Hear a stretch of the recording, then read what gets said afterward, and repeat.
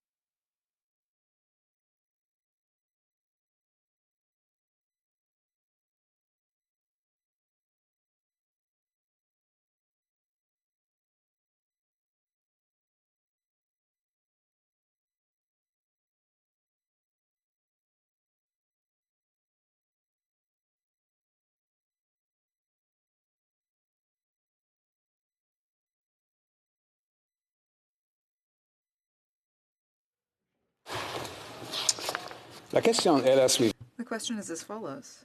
Ms. Freeland, seconded by Ms. Fortier, moves that a Ways and Means motion to implement certain provisions of the budget tabled in Parliament on April 19th, 2021, and other measures be concurred in. La période de 10 minutes The 10-minute voting period for members voting electronically has begun, and the House will now proceed to the vote for members participating in person. All those in favor of the motion will please rise. Mr. Gerritsen, Mr. Gerritsen. Ms. Vandenbeld, Ms. Vandenbeld. Madame Normandin, Madame Normandin. Madame Gill, Madame Gill. Madame Larouche, Madame Larouche. Mr. Green, Mr. Green. que tous ceux qui s'opposent à la All those opposed to the motion will please rise. Monsieur Deltel, Mr. Deltel. Mr. Carey, Mr. Carey. Mr. Lloyd, Mr. Lloyd. Mr. Viss, Mr. Viss. Mr. Cooper, Mr. Cooper. Mr. Shields, Mr. Shield. Mr. Nader, Mr. Nader. Mr. Epp, Mr. Epp. Mr. Van Popta, Mr. Van Popta. Mr. Ruff, Mr. Rupp. La Chambre attendra maintenant. The House will now wait for the end of the 10-minute voting period before continuing.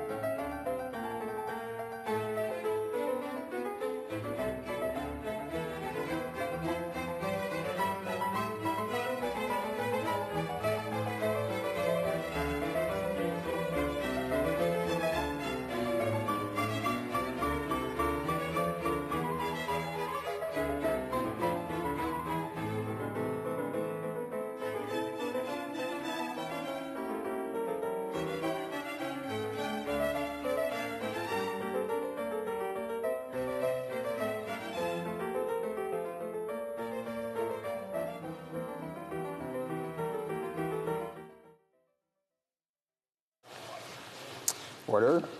I'd like to inform the House that the voting period has ended.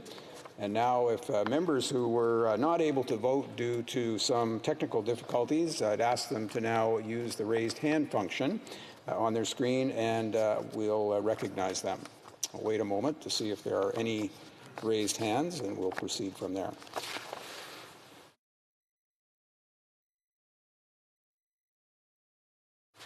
So, looks like all members have had the opportunity to vote, and we'll now ask and wait for the table to compile the results of the vote.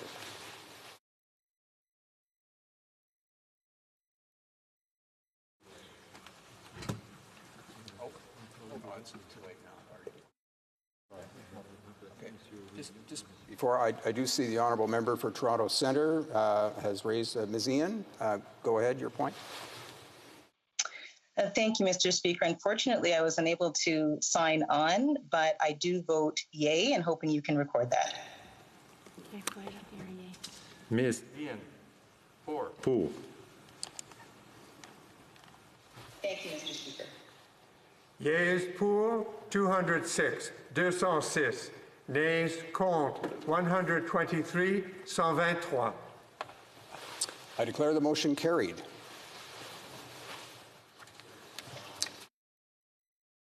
And we'll go to orders of the day. Orders of the day, government orders, Government Bill Senate. Second reading of Bill S3, an act to amend the Offshore Health and Safety Act. To standing orders 83-4 and 69-1. Ms. Freeland, seconded by Ms. Fortier. I'll just confirm that they're both online. Assume so.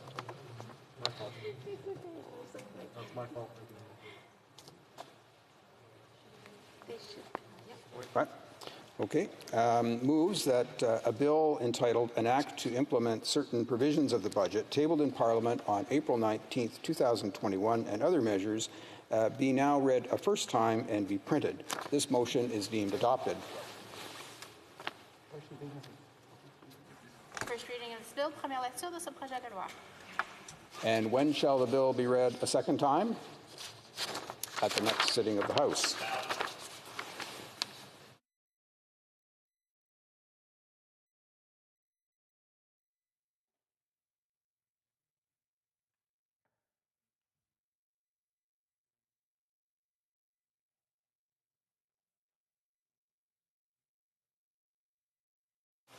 Orders of the day.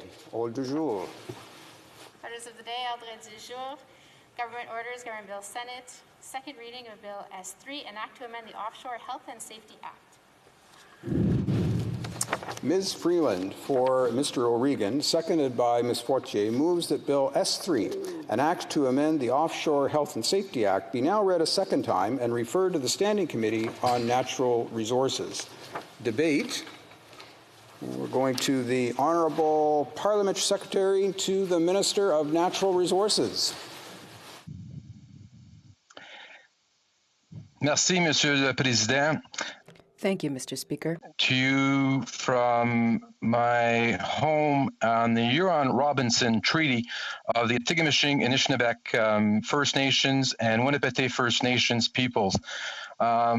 As you know, this is a very important bill, and one of Canada's, and when we look at the oil-producing provinces here with the minister's home province of Newfoundland, this is really an important issue to the ministers. This is really an important issue that affects his neighbors, his friends, when we look at offshore issues that we dealt with. When the minister first started to work here with Premier Brian Tobin, he was somewhat 20 years old, and that was 20 years ago. At the time when there was only one platform under construction, that was the Hibernia. And when we look at then and now, we know that developing the platform designs and fabrication work completely ensures that we could work safely in one of the harshest environments there is. Ultimately, achieving first oil was crucial for the financial future of Newfoundland and Labrador. Today, we got a proud and mature industry, one that has accounted for 30% of the province's GDP, 13% of the labor compensation, and 10% of employment over the years. It has been successful because of the people at the heart of this, of determining our proud workers, but also because of efforts by this government to support the industry. Let me be clear. There has been no government that has done more for the Newfoundland labor offshore than this government. Not since the time of Brian Mulroney and John Crosbie. In the face of challenges, we had our workers' backs. We introduced a dedicated offshore component to the Emission Reduction Fund to address our common mission to lower emissions, and we look forward to having more to say on this program soon.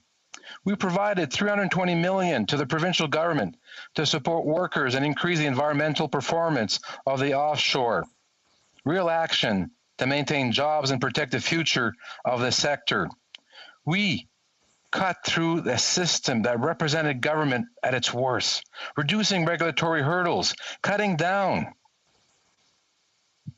on a lot of the environmental assessments for an astounding 905 days to 90 days without losing an inch of the environmental integrity.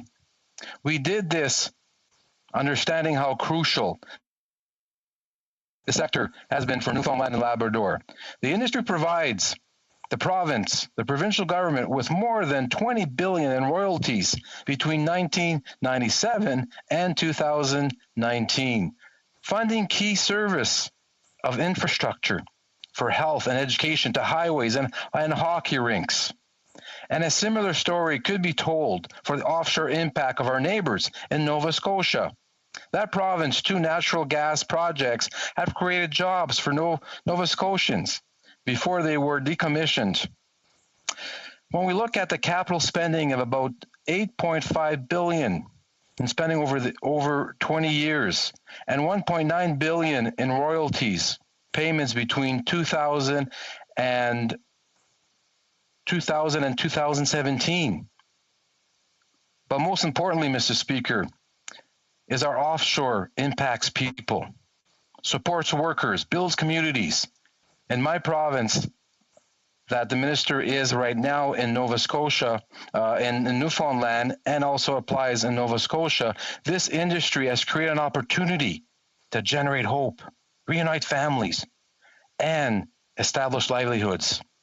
But building this industry hasn't been easy. We've had to deal with the engineering challenges of safety, extracting oil, and the unforgiving of the North Atlantic, where storms can cause rogue waves as high as 20 and even 30 meters in what the CEO of ExxonMobil has described to me as very, very harsh environmental to operate in the world, one of the harshest places.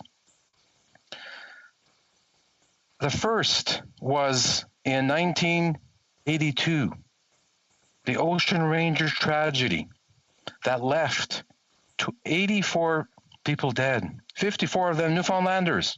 The resulting Royal Commission led to many safety improvements. The minister was young at the time, but he remembers the delivering of the Evening Telegram newspaper that carried the news, and it was something that shook the minister and a lot of people in the community. Equally agonizing was a sense of helplessness and the pain. So despite these challenges, tragedy struck again in 2009. Mechanical problems sent an helicopter taking 18 workers to the offshore platform, plunging into the Atlantic. Only one somehow miraculously survived. A public inquiry after the 2009 tragedy led to the proposed reforms that were largely incorporated under the Offshore Health Act and Safety Act passed in 2014. And that brings me to the objective of the legislation that we're now debating. Bill S3 as amended by our colleagues in the other place, would give Canada, Nova Scotia, Newfoundland better health and safety regulations for our workers. Passing it would make sure transitional regulations from 2014 would apply retroactive to January 1st of this year. Now I realize this whole process is taking far too long, and it's frustrating. We're all frustrated. But I'll explain the reason for the delay shortly. But let me speak first about the spirit of the Act. The Offshore Health and Safety Act clarifies the roles of both levels of government, as well as the regulators and preventing accidents and injury.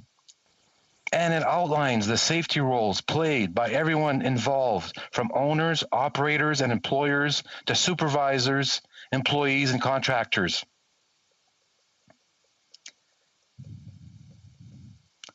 In addition, the Act added the following to the safety regime: a new appeal process when someone is accused of violating the rules, the establishment of clarification of employee rights, including the right to refuse dangerous work without the risk of reprisal, a workplace culture that makes clear that these safety concerns are a shared responsibility of everyone involved, an efficiency regulatory regime that contains no jurisdiction of inconsistency, and finally, the inclusion of the transportation of employees to and from these sites.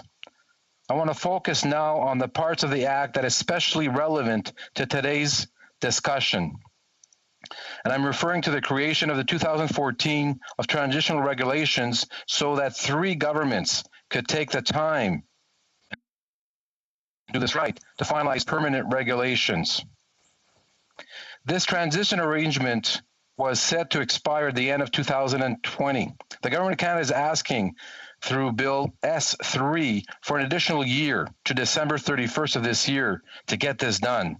Now, Mr. Speaker, I'd be among the first to acknowledge that it seems at first glance rather surprising that we would take up to 7 years to finalize this process.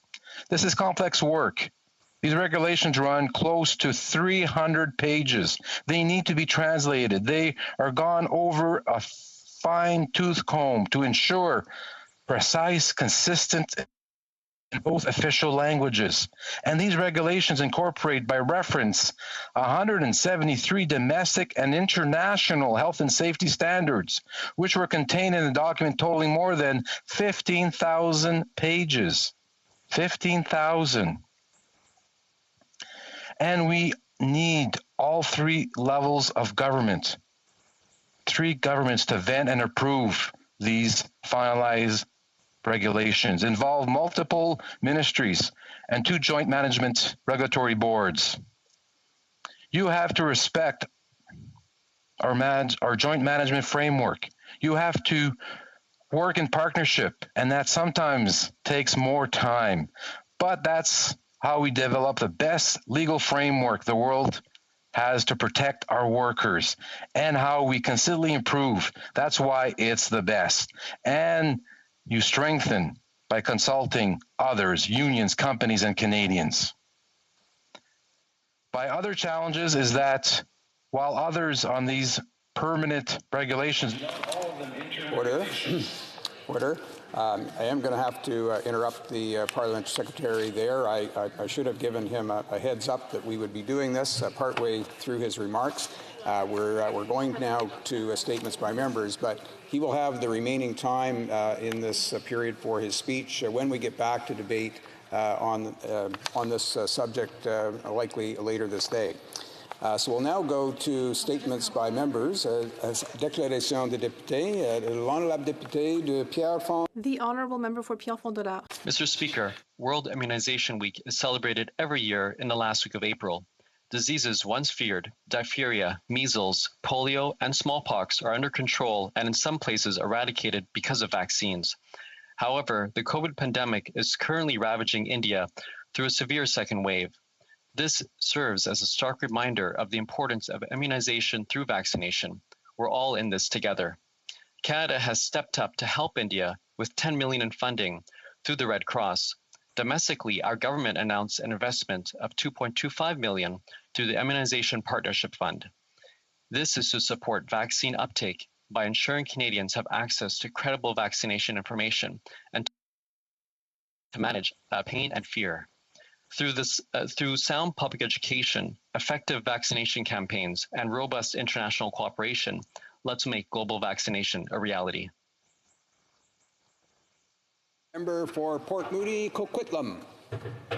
Mr. Speaker, Alex is a visitor from Israel who's staying in Vancouver to care for a sick 90-year-old mother. When he first arrived in Canada, he was detained and scheduled for deportation the next morning. When I intervened in person at the airport immigration office, I was told Alex hadn't applied for exemption to enter Canada, but in fact he had applied twice.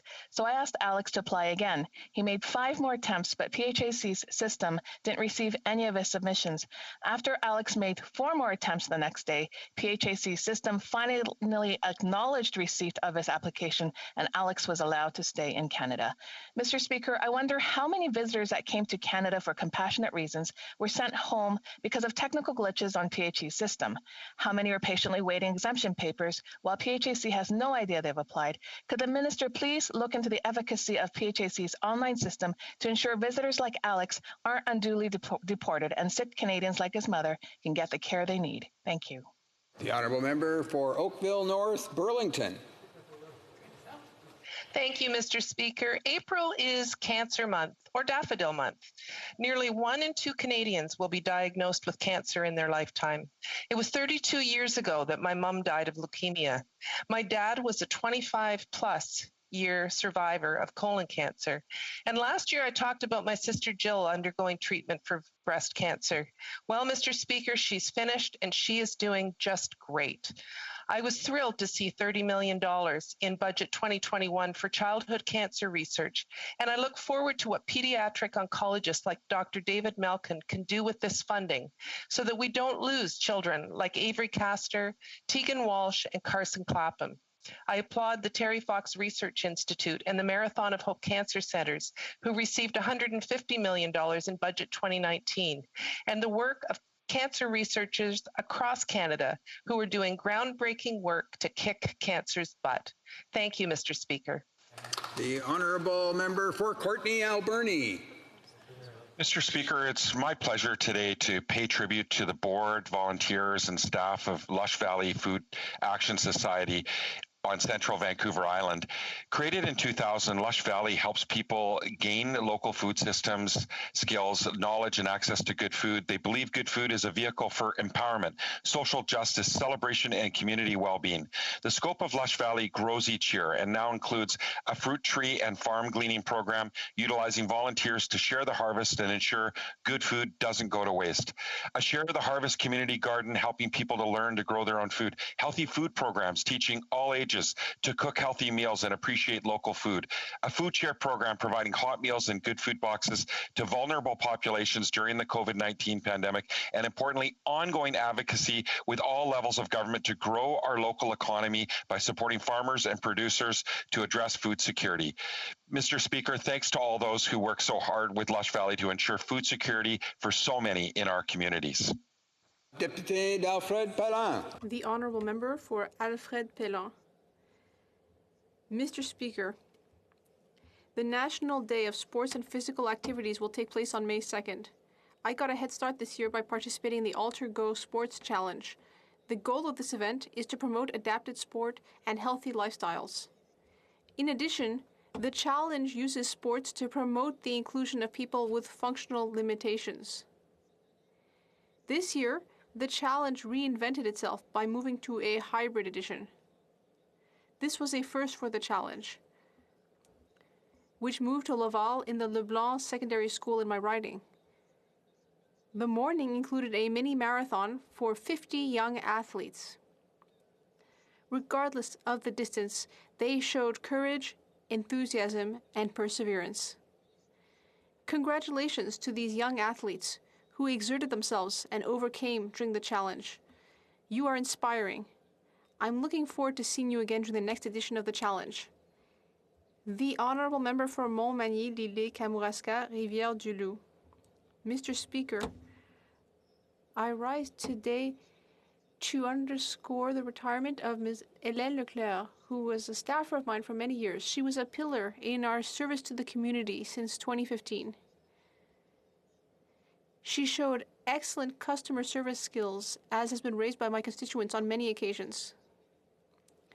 Her attention to detail and rigor over the years have enabled the entire team to improve our work ethic. I would like to thank her for her outstanding professionalism.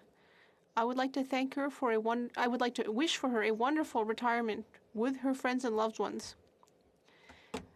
This has been a difficult year for Quebecers and Canadians, and it's been difficult professionally for all of our parliamentary employees, whether on the Hill or in our ridings. They have shown great loyalty and devotion, and they have helped us defend our constituents' interests. I'd like to thank Hélène once again for her commitment to Canadians and Quebecers. Her work was crucial and very important for us and for everyone in my riding. Have a wonderful retirement. Mr. Speaker, this has been a really tough year on everyone, but recent research from Sick Kids Hospital has shown that children and youth have experienced a unique variety of negative impacts on their mental health because of COVID-19. Greater stress from feeling isolated, the cancellation of sports, other events, and in-person class, and just not being able to hang out have all caused increased anxiety, depression, and irritability. Mr. Speaker, COVID-19 sucks. It sucks for everybody, but that's especially true for kids and youth. It's so important that Canadian youth know two things. First, this is temporary. We're going to get through this. Things are going to get way better really soon. There's light at the end of the tunnel. And second, it's okay not to be okay. In fact, right now, it's totally normal not to be okay, and there's help available. If you're in Milton, the Reach Out Center for Kids is at rockonline.ca. There's also wellnesstogether.ca and Kids Help Phone over text at 686868. It's free and 24/7. For over a year, we've been apart, but you're not alone. Please take care of yourselves, take care of one another, and always remember, you're loved. Member for Humber River, Black Creek. Thank you very much, Mr. Speaker. Mr. Speaker, we are nearing the 9th anniversary of the imprisonment of human rights advocate Raif Badawi. Mr. Badawi and his wife fell under a fraudulent investigation in Saudi Arabia by Saudi authorities. These types of investigations occur as part of a crackdown on political prisoners in Saudi Arabia. This is not the first time that I have raised Mr. Badawi's case. Canada has stood firmly in demanding for the release of human rights campaigners throughout the world, especially those imprisoned in Saudi Arabia. I speak today at a time of renewed possibility for global leadership and collaboration on human rights, a potential for greater coexistence in the Middle East, a step towards an effort to restore trust and respect in human rights. Saudi Arabia must release Raif, Samar, and Walid Badawi. Raif should be allowed to rejoin his family here in Canada. Thank you, Mr. Speaker. The Honourable Member for Mission Matsqui, Fraser Canyon. Well, thank you, Mr. Speaker. This past Saturday, the residents of Mission, BC voted in a mayoral by-election and selected Paul Horn as their representative. Congratulations on your victory, Paul. In all, 6 candidates put their names on the ballot and presented their vision for the future. It was an exceptional campaign. Thank you, Earl, Rhett, Dave, Colin, and Nelson. All the campaigns brought forward new ideas to build a stronger community. Mayor-elect Horn is well known in Mission as a committed community advocate, and I know he will bring that same passion to Mission Council. I look forward to working with you, Paul, to address the current and future challenges in our growing region. This election especially, though, reminds me how blessed we are. We've got rivers, we've got lakes, we've got agriculture, we got ingenuity, and most importantly, we got a vibrant community and so much to be hopeful for. Thank you, Mr. Speaker, and thank you to the people of Mission. The Honourable Member for Vaudreuil-Soulanges. Speaker, I rise today to mark Ramadan, Ramadan, the holy month of fasting and revelation for those of the Muslim faith in my community of Oise-Soulanges. While activities may be virtual and iftar, the communal breaking of the fast, will only occur with family this year, the light is no less dampened by these challenges. Ramadan nous rappelle l'importance de Ramadan reminds us of the importance of helping each other and showing compassion in our daily lives. With that in mind, I would like to mention the remarkable work of the Islamic Center in Vaudreuil-Soulanges. This is a charitable organization with many hard workers who are supporting our Muslim community in their social and faith needs. I'd like to thank the excellent workers there and the administrators of the centers. And from my family to yours, I wish you a safe and healthy completion of your fasting and extend my sincerest wishes of peace and happiness. Ramadan Mubarak. The Honourable Member for Renfrew, Nipissing, Pembroke. Mr. Speaker, it gives me great pleasure to recognize Mr. Delbert O'Brien for his many lifetime contributions that make the Ottawa Valley such a wonderful place to live. An esteemed member of the Ottawa Valley legal, political, business, and agricultural community, Mr. O'Brien's community contributions are many and varied.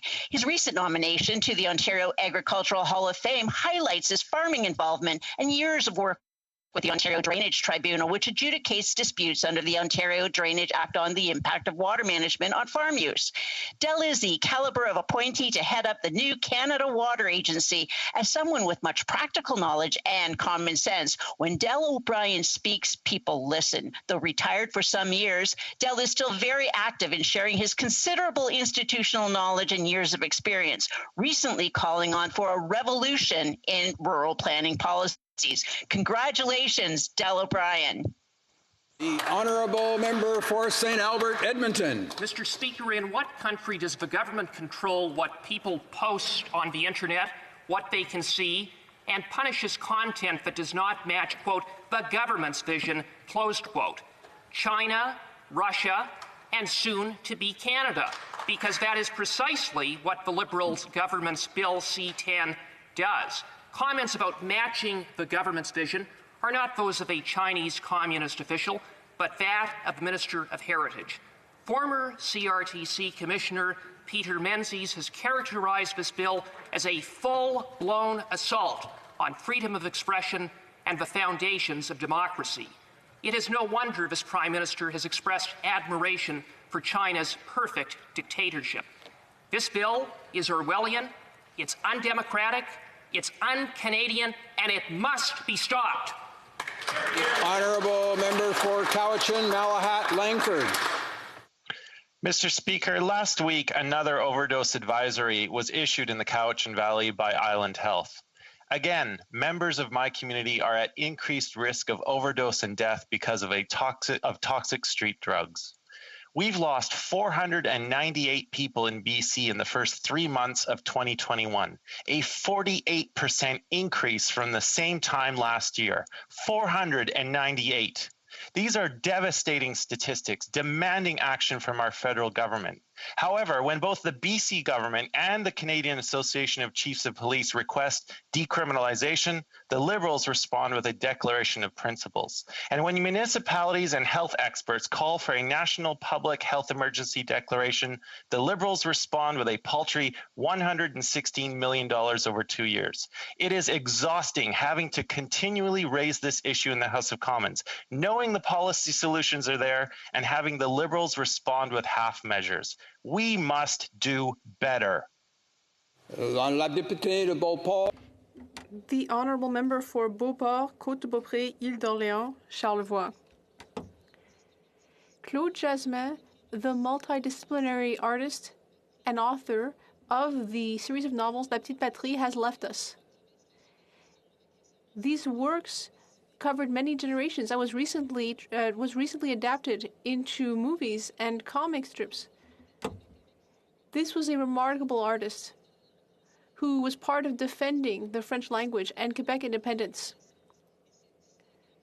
He received many prizes and also worked on the radio and on the television and on television along with his son and grandson. He was an uncompromising spirit, and he will continue to shine Among the immortals of Quebec culture, on behalf of the entire Bloc Québécois, I offer our sincere condolences on the passing of Claude Jasmin, who fought for Quebec.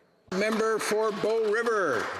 Mr. Speaker, COVID has taken a toll on the mental health of Canadians. No matter where one comes from, no matter their age, race, religion, or sex, concerns with mental health can affect anyone at any time. With what has felt like the longest year in history, compounded by never-ending lockdowns and restrictions, Canadians are tired, and rightfully so. This is why Canada's Conservatives have a 5-point plan to secure the future of Canadians. Secure jobs, secure accountability, secure the country, secure our economy, and importantly, secure mental health. By boosting funding to provinces for mental health care, providing incentives to employers to provide mental health coverage to employees, and crucially, create a nationwide suicide prevention hotline to help those who need it most. Mr. Speaker, everyone is tiring in their life. Everyone has trying periods. But let's get this out of this crisis by securing our mental health and securing the future. Thank you. The Honourable Member for Malpak. Mr. Speaker, my statement today was to wish all lobster fishermen safety and success as they sail out from the shores of Prince Edward Island on this, the scheduled opening day for the spring lobster fishery.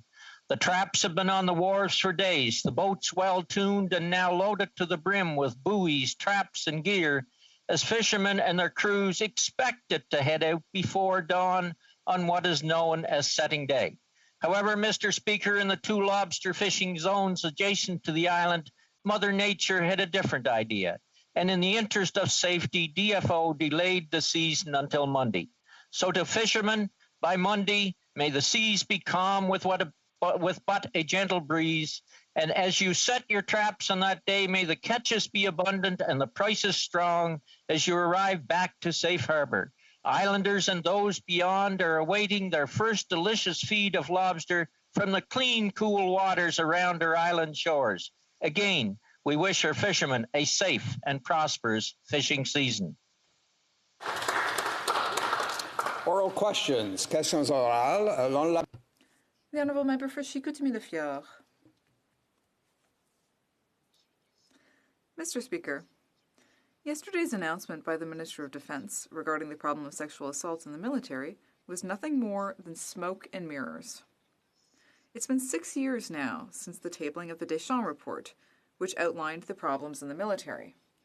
The reality is that for 6 years, Mr. Speaker, the government has done nothing.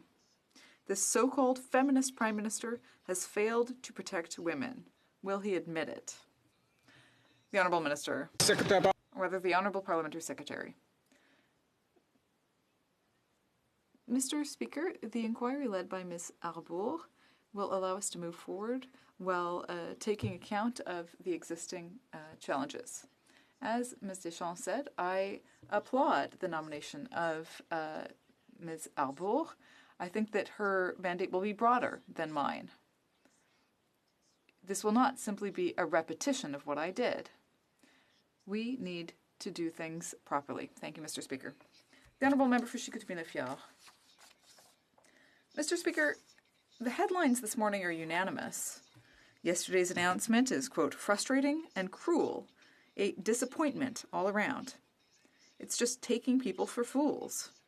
Not only has the Prime Minister done nothing for the last 6 years on sexual misconduct issues in the Army, he also protected his boys' club.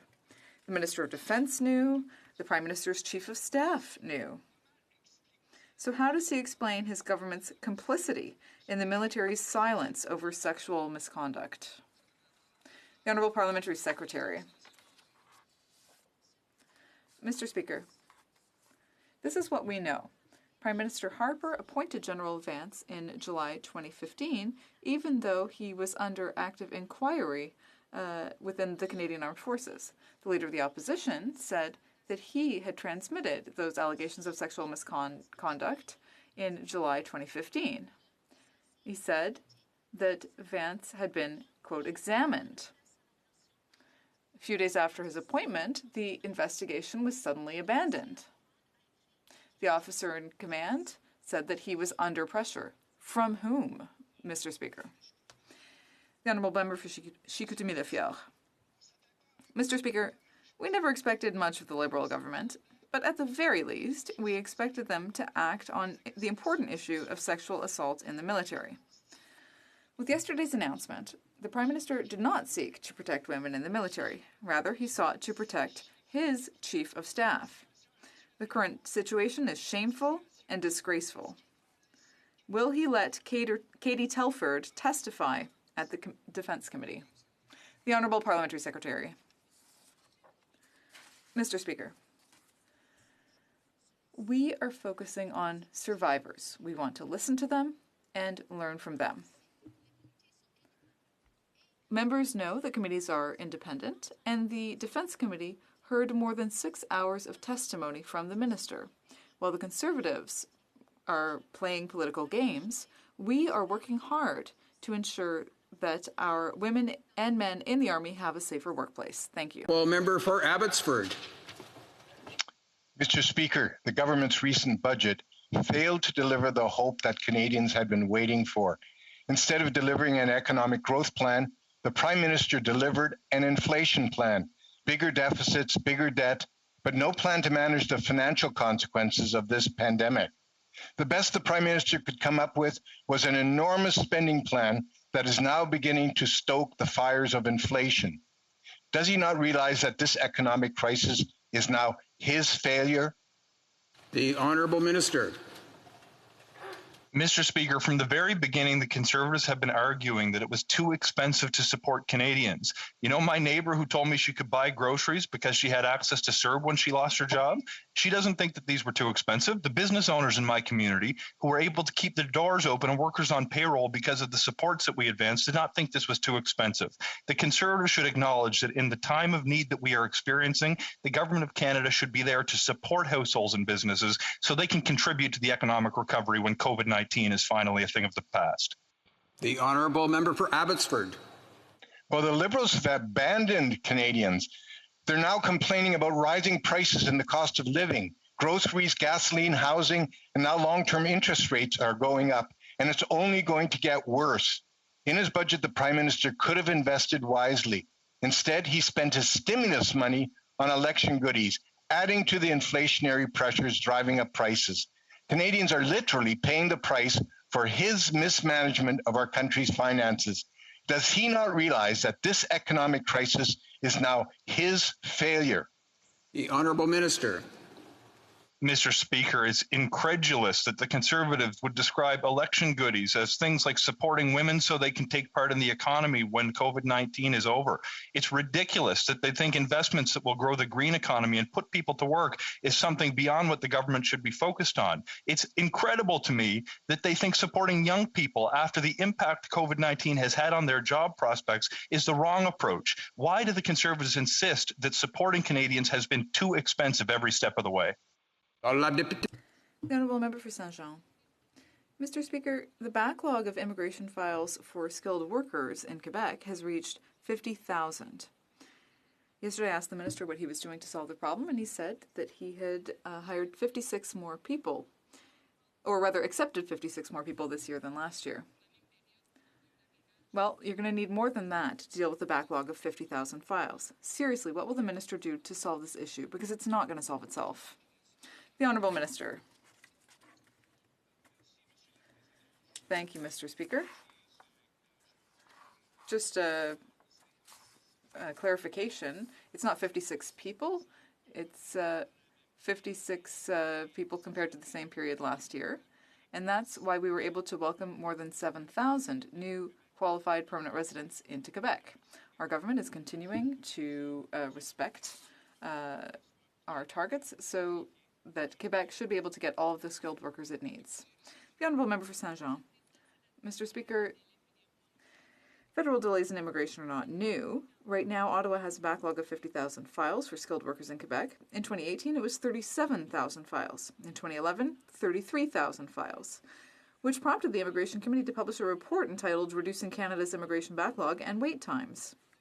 In 2007, the wait times for skilled workers in Ottawa was 63 months. So the more things change, the more they stay the same. What will the Minister do to fix decades of neglect? The Honourable Minister. Mr. Speaker, I'm very proud of the work that our government is doing on immigration. We have made a lot of progress while working with the government of Quebec. Every week, I work with my counterpart there to move forward on immigration issues. There is still work to do, but we are continuing to work collaboratively to ensure that our immigration system continues to serve Quebecers and Canadians. The Honourable Member for Rosemont-la-Petite-Patrie. Mr. Speaker, the Liberals love to present themselves as champions of the French language, but in real life, federal agencies don't even have to report their progress in complying with the Official Languages Act. An act, by the way, that the minister promised to reform, but still hasn't. They've been in power for 6 years, and still nothing. Radio silence. Francophone rights are being trampled in the public service, and Laurentian University is slashing its French language programs. When will Liberals make the protection of French a priority from coast to coast to coast? The Honourable Minister. Yes, thank you, Mr. Speaker, and thank you to my colleague for raising this issue. I'm very proud to be able to answer the question. Like him, I'm a Quebecer, I'm proud of the French language, and I'm proud of the role that the Canadian government has played in supporting Francophones across the country. I'm also very proud of the work done by my colleague, the Minister for Official Languages, not only on this file, but also more broadly in order to reform our measures and programs to support Francophones across the country, as was done, for example, for the Francophone University in Ontario. Island, Powell River. The Liberals have intentionally broken their promise to veterans to eliminate the marriage after 60 clause. Created in the early 1900s, this clause blocks the partners of veterans and RCMP, if they marry after 60, of ever having access to their pension after death. Some veterans are refusing part of their pension right now to support their partner in the future, which means they're living in deep poverty. It's a very simple fix, Mr. Speaker, and a feminist government would do it. Will the minister commit to finally eliminating this clause today, or will Canada continue to punish veterans for finding love after 60? The Honourable Minister. Thank you, Mr. Speaker. I want to thank my colleague for an important question. We have been working with Statistics Canada and the Canadian Institute for Military and Veteran Health Research to gather information about these survivors.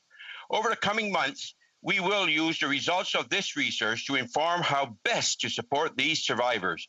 The well-being of our veterans and their families is always our #1 priority. Thank you, Mr. Speaker. The Honourable Member for Carleton. During the Great Global Recession, the Harper government refused to fund spending through money printing at the Bank of Canada. The result was we ended up having better growth than the U.S., better than the G7, better than the average of the advanced economies. Fast forward to present, the government is funding its spending through money printing at the Bank of Canada, leading to the worst economic growth of any government since the Great Depression, and now, predictably, inflation. As Canadians struggle to find work, they're seeing food, fuel, and housing prices skyrocket. Why is this government imposing an inflation tax right in the middle of a pandemic crisis? Honourable Minister.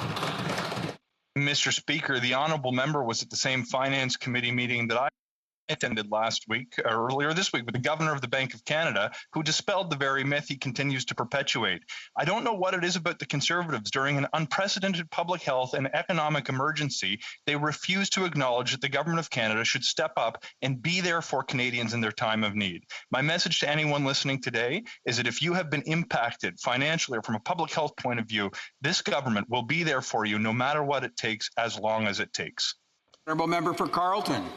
Yeah, it's been right there standing next to people with its hands in their pockets. As they walk down the grocery aisle, this government's inflation tax is raising the price of meat by 5 to 7% this year, the price of bakery by 4 to 6%, and the price of vegetables by 5 to 7%.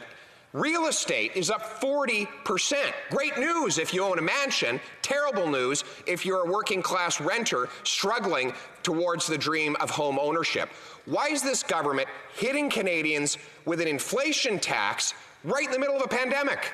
The Honourable Minister. Mr. Speaker, the honourable member accuses our government of having our hands in the pockets of Canadians. We have put through CERB direct income supports into the pockets of 9 million middle-class Canadians, Mr. Speaker. We have from the very beginning been supporting Canadians with programs, not just like CERB, but if you go back several years, the Canada Child Benefit, which stopped sending childcare checks to millionaires so we could leave 9 out of 10 families better off. Every time we put forward measures that help ordinary Canadians, the Conservatives can be counted on to vote against them. They continue to oppose our measures to support Canadians through this pandemic when we know they need support more than ever. The honourable member for Carleton. Wow, is this guy ever out of touch? He better take a drive 25 minutes to here, to a community called Riverside South, where a working class family recently reported they were outbid trying to buy a house 9 times. The last time by $400,000 over asking price. Working class people can't find a place to live. And he says, oh, we'll send you a $2,000 check for a $400,000 bid over asking price on a home. People can't find places to live. They can't afford food. Why is this government hitting the most vulnerable with an inflation tax right in the middle of a crisis? The Honourable Parliament Secretary. Mr. Speaker, it's extraordinary for the honourable member of all people to accuse me of being out of touch. It was our government that advanced supports like CERB during people's time of need that allowed them to keep a roof over their head and food on the table. It was our government that during their time of need, we advanced programs like the wage subsidy that kept more than 5 million workers on the payroll so they could retain a connection to their employer and access to their benefits. It was our government that advanced the emergency business account, which has helped nearly 1 million businesses keep their doors open during their time of need. Our message... Order. Order. Order. Order. This can't become a debate while question period is going on virtually. I'd ask members to listen and hear what other members and questions are put in the course of question period, and let's stick to that. We'll now go to the honourable member for Kelowna Lake Country. Mr. Speaker, on Wednesday, President Biden addressed the U.S. Congress and stated his Buy America measures will be tough, and any potential exemptions to it have been, quote, strenuously limited. Buy America and the Buy American executive order are a serious concern because the Liberals have still not received assurances that Canada will be exempt. Can the Minister of International Trade confirm that Canadian businesses and workers will be exempt from these strenuous Buy America rules? Honourable Minister. I want to thank the honourable member for that question. I want to assure Canadian businesses and workers that we are absolutely standing up for them, absolutely working for them, and we are actively engaged with our American partners. I raised this issue with the president, as well as with my colleague, the new U.S. Trade Representative. We're going to continue to work in the interest of our Canadian businesses, just as we have over the last 5 years. Thank you, Mr. Speaker. The honourable member for Kelowna Lake Country. Well, Mr. Speaker, what has changed? CBC reported in January that the first phone call between the Prime Minister and U.S. President was warm, friendly, and collegial, according to a senior government official. The official reportedly said, quote, many of the priorities are aligned. He's got a good rapport with us and wants to work with us, as we do with him. Well, here we are, about to enter May, and the U.S. stance on Buy America has gotten even stronger. Can the minister explain why we're moving backwards? The honourable minister.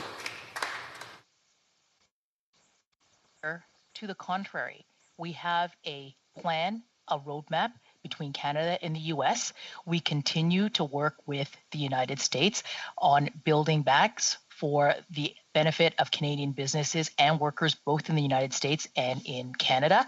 I want to assure Canadians that should there be any efforts to expand or introduce new domestic content requirements, that we will absolutely ensure that that does not apply to Canada or affect our Canadian supply chain. We're an integrated market where we have integrated supply chains, and we will continue to work with our American partners. The honourable member for Kelowna Lake Country.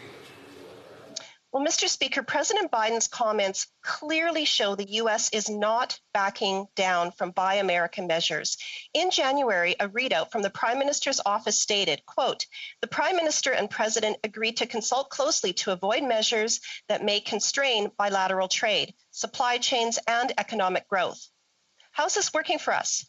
It's obviously not.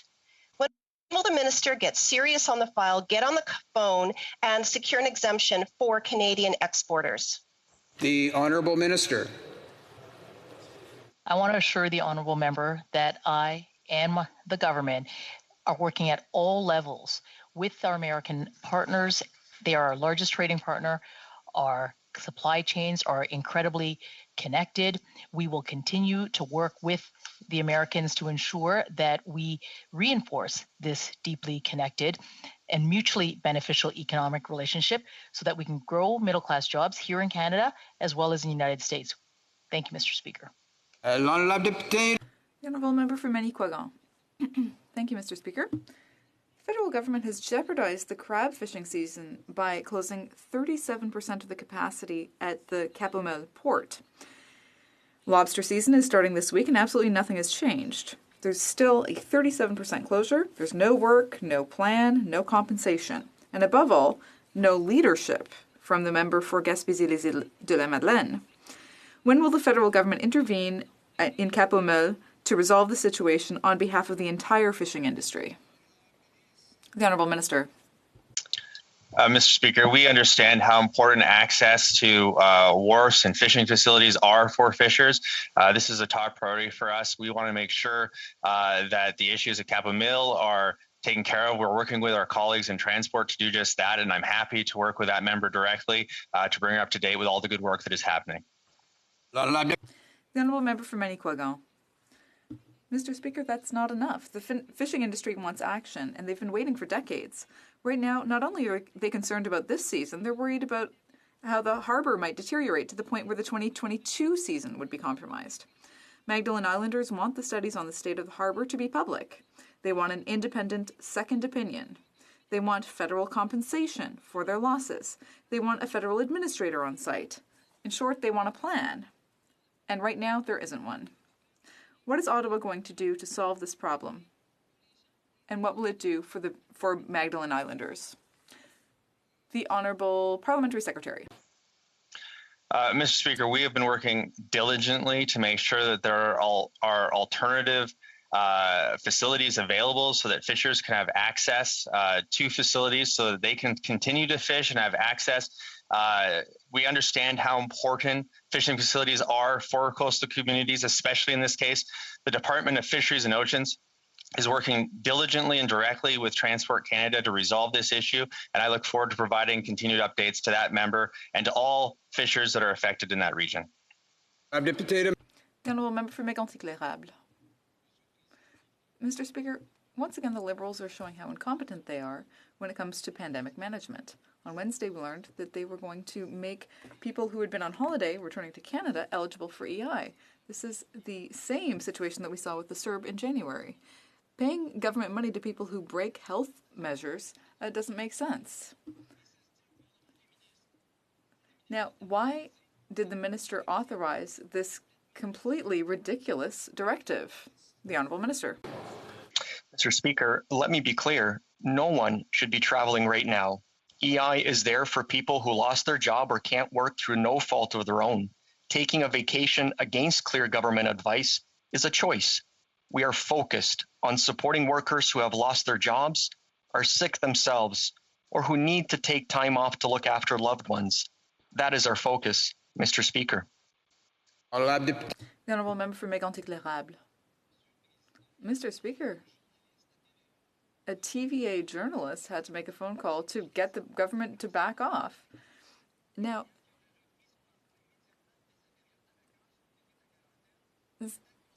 someone who left the country and came back and immediately resumed their job would have been eligible.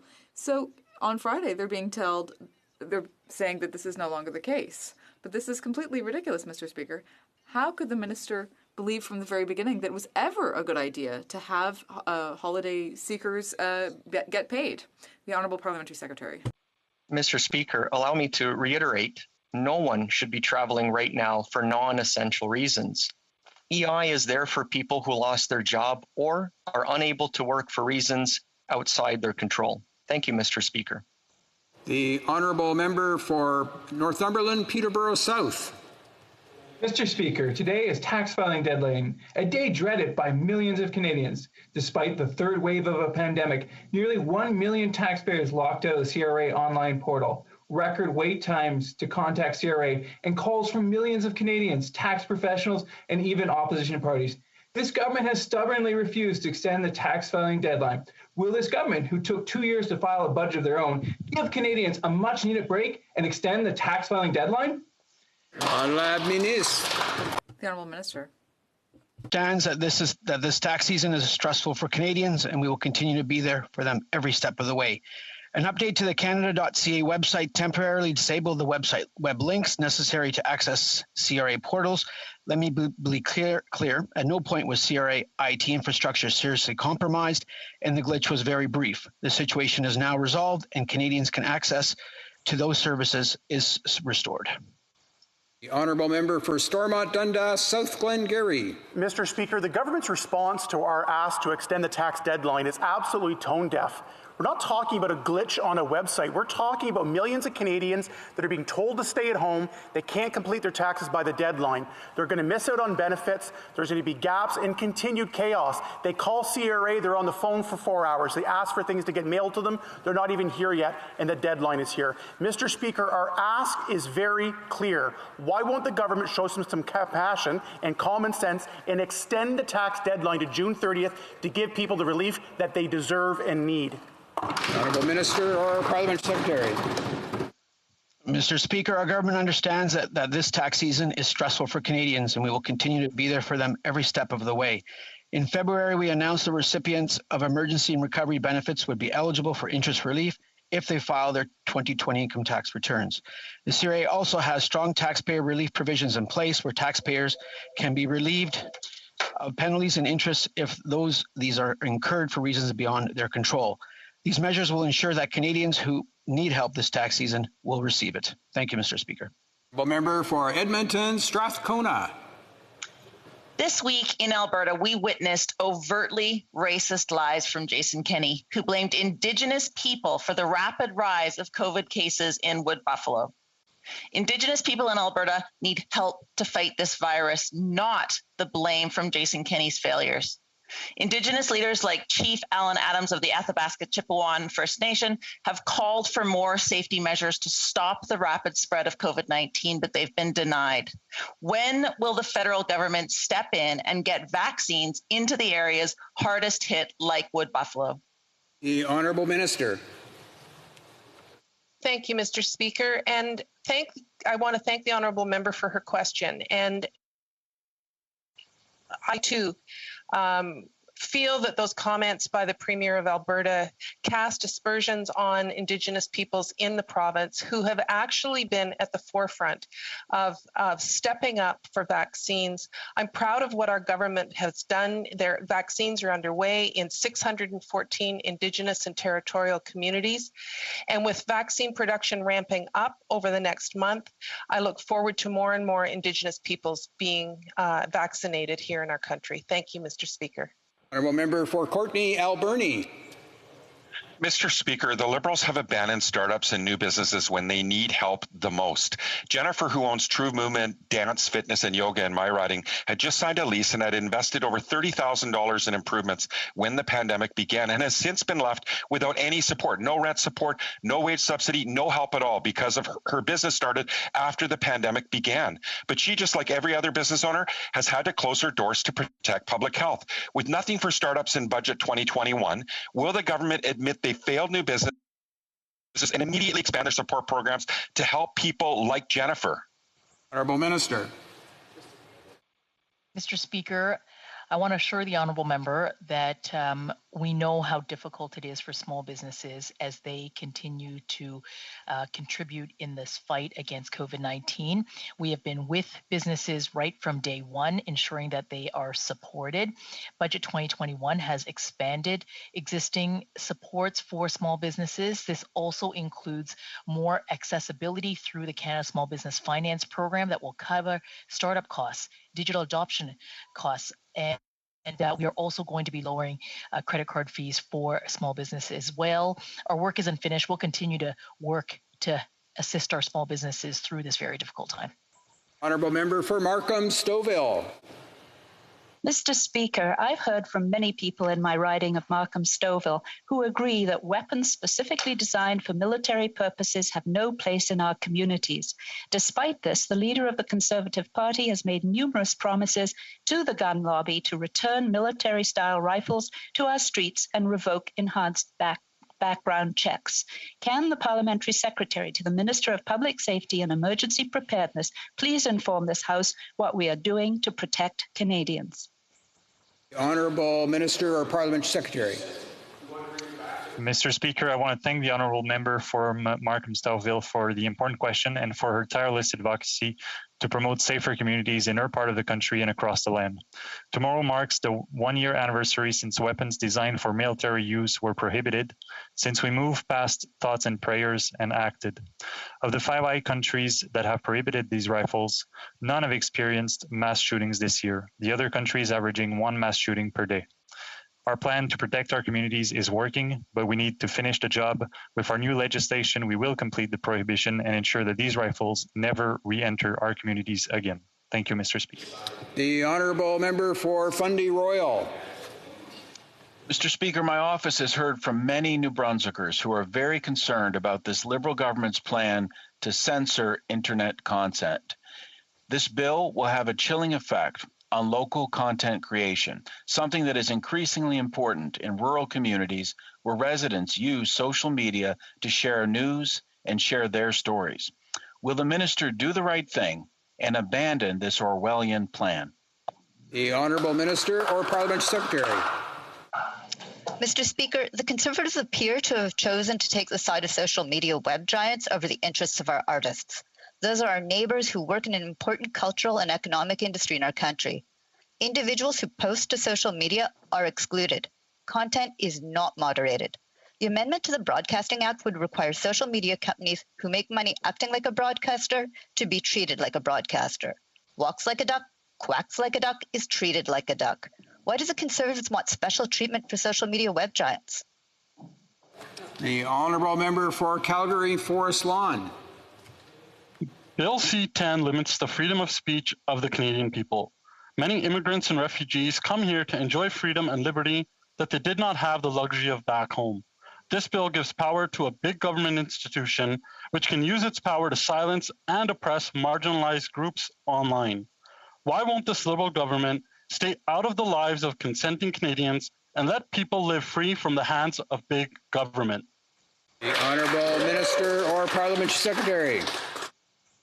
Mr. Speaker, the Broadcasting Act regulates broadcasters like CTV, CBC, and Chorus as we have known it for the past 30 years. The Conservatives are protesting that we are extending those same rules to web giants, including social media giants like Facebook, if they act like a broadcaster. The Broadcasting Act does not moderate content. It didn't before, and it won't now.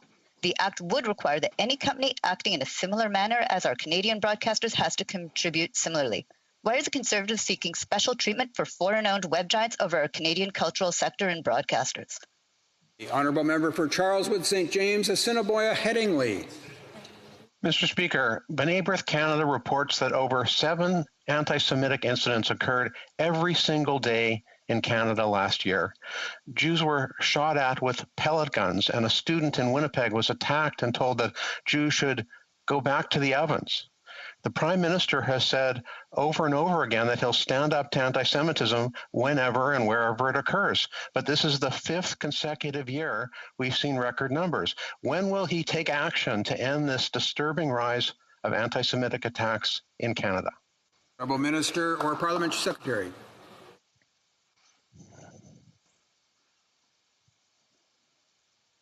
Mr. Speaker, our government takes anti-Semitism very seriously, and we've always stood up against it. We've put in place an anti-racism action plan that specifically outlines a definition that is internationally accepted with respect to anti-Semitism.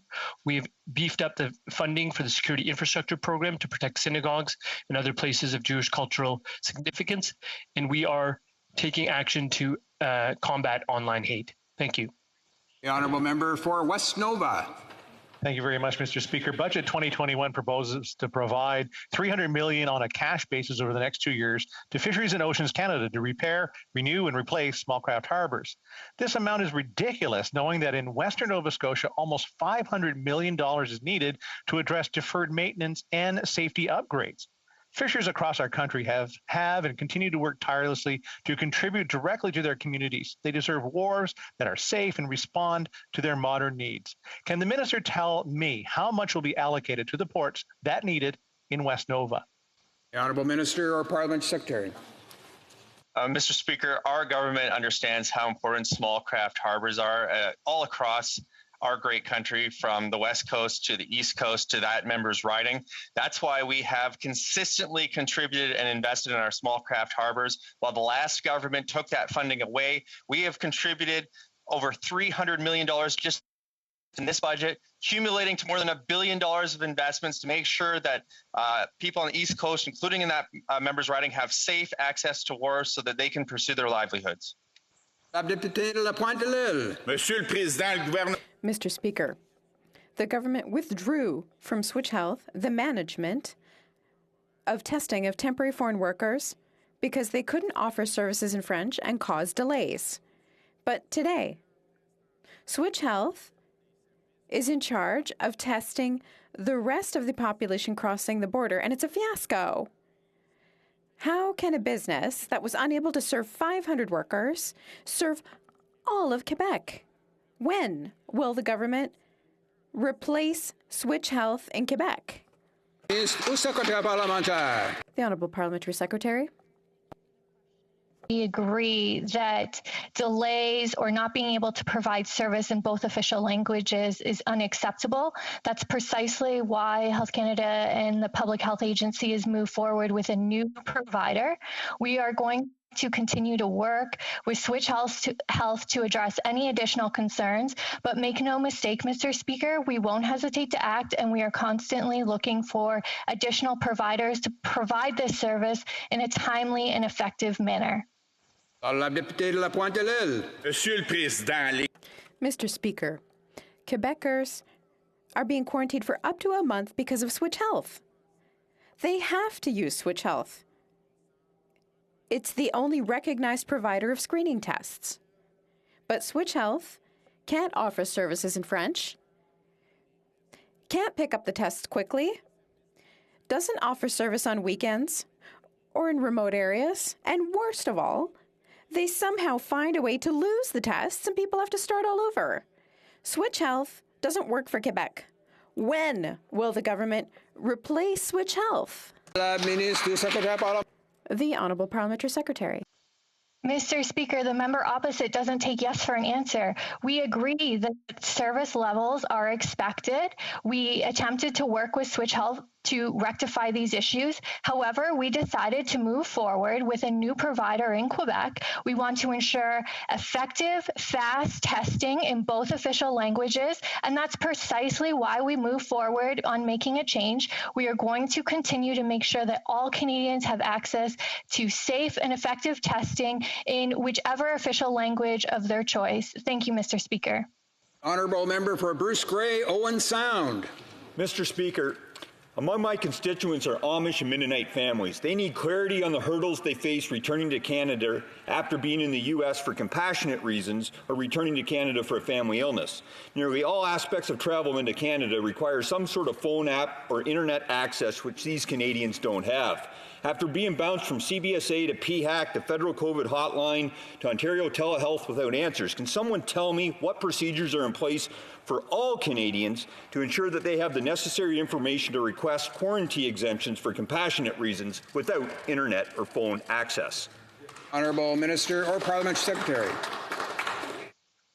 Mr. Speaker, thank you for the question. And of course, we understand that there are some compassionate needs for travel. However, let me clarify that it is crucially important that during this time, Canadians do not travel. In the event that they do have to, there are supports available to clarify the rules. But Mr. Speaker, it is very important that we follow the public health guidelines, ensure strict measures at the border, stopping the spread of this virus, and ultimately our goal is to save lives. We will continue to put in place communications and support to make sure all Canadians understand the rules. But Mr. Speaker, our fundamental goal is to ensure Canadians are safe and we stop the spread of this virus. La députée de Portneuf, Jacques Cartier. Merci, Monsieur le Président. Il y a plusieurs... Thank you, Mr. Speaker. Several agricultural producers and agribusinesses in my riding are impatiently waiting to welcome temporary foreign workers. Security at the border is paramount, and we have to be careful because of new variants. However, these essential workers need to be able to enter the country quickly. Our agricultural producers are very worried because they need access to this labor force now. The production cycle of fruits and vegetables can't be put on hold. Can the minister assure our entrepreneurs that they will be able to welcome their workers very soon? The Honourable Parliamentary Secretary. Well, thank you, Mr. Speaker. Our government recognizes the integral role foreign workers play in Canada's agriculture and seafood sector. We have streamlined requirements and introduced priority processing for applications and work permits in these sectors. We have also launched a temporary measure that allows workers already in Canada to start a new job while their work permit application is being processed. While COVID-19 has presented unique challenges to Canada's job market, certainly, we continue to support workers, employers, and our provincial partners to ensure the continued strength of Canada's food sector and supply chain. Thank you, Mr. Speaker. La députée de Beauce. The Honourable Member for Beauce. Monsieur le Président, le gouvernement continue de recycler ses points de discussion. Mr. Speaker, the government continues to recycle its talking points about temporary foreign workers. Flights coming from hot zones are an issue. Many businesses in my riding are waiting for test results that aren't being processed quickly enough. This creates additional costs for businesses and farmers. When will the three departments involved work together and find a real solution? And who's going to take on the extra costs being shouldered by the proprietors? The Honourable Minister. Thank you very much, Mr. Speaker. Our government has taken a number of important steps to ensure the safe arrival and well-being of temporary foreign workers. Along with the mandatory 14-day quarantine, we have introduced more stringent pre- and post-travel requirements. The mandatory isolation support for temporary foreign workers program is an important part of our efforts to protect the health and safety of workers, employers, and communities. With $84.4 million invested in this program, employers are receiving support to manage the costs associated with the mandatory quarantines. We remain committed to ensuring the health and safety of temporary foreign workers, employers, and communities, and we are committed to making sure that temporary foreign workers arrive safely and in a timely fashion. The Honourable Member for Vancouver Centre. Mr. Speaker, COVID-19 containment led to an increase in gender-based violence across the country. From the start of the pandemic, frontline organizations have struggled to meet the increased demand for services. And so I was glad to see Budget 2021 increase funding to support these groups. But to be effective in ending gender-based violence, we must consider men and boys. Can the Minister of Women and Gender Equality tell us what support is available for them? The Honourable Minister. Mr. Speaker, I thank my honourable colleague for her advocacy for women and LGBTQ2 folks here at home and around the world. The budget includes more than $3 billion to address and prevent gender-based violence in all its forms, and we have the partnerships across the country to move forward. Take Rowan's House in Alberta. With a grant from our government, they've created a shelter for men who have harmed the women in their lives. Men leave the home, so women and children don't have to. Through this voluntary program, men learn to accept responsibility for their behavior and build healthier relationships.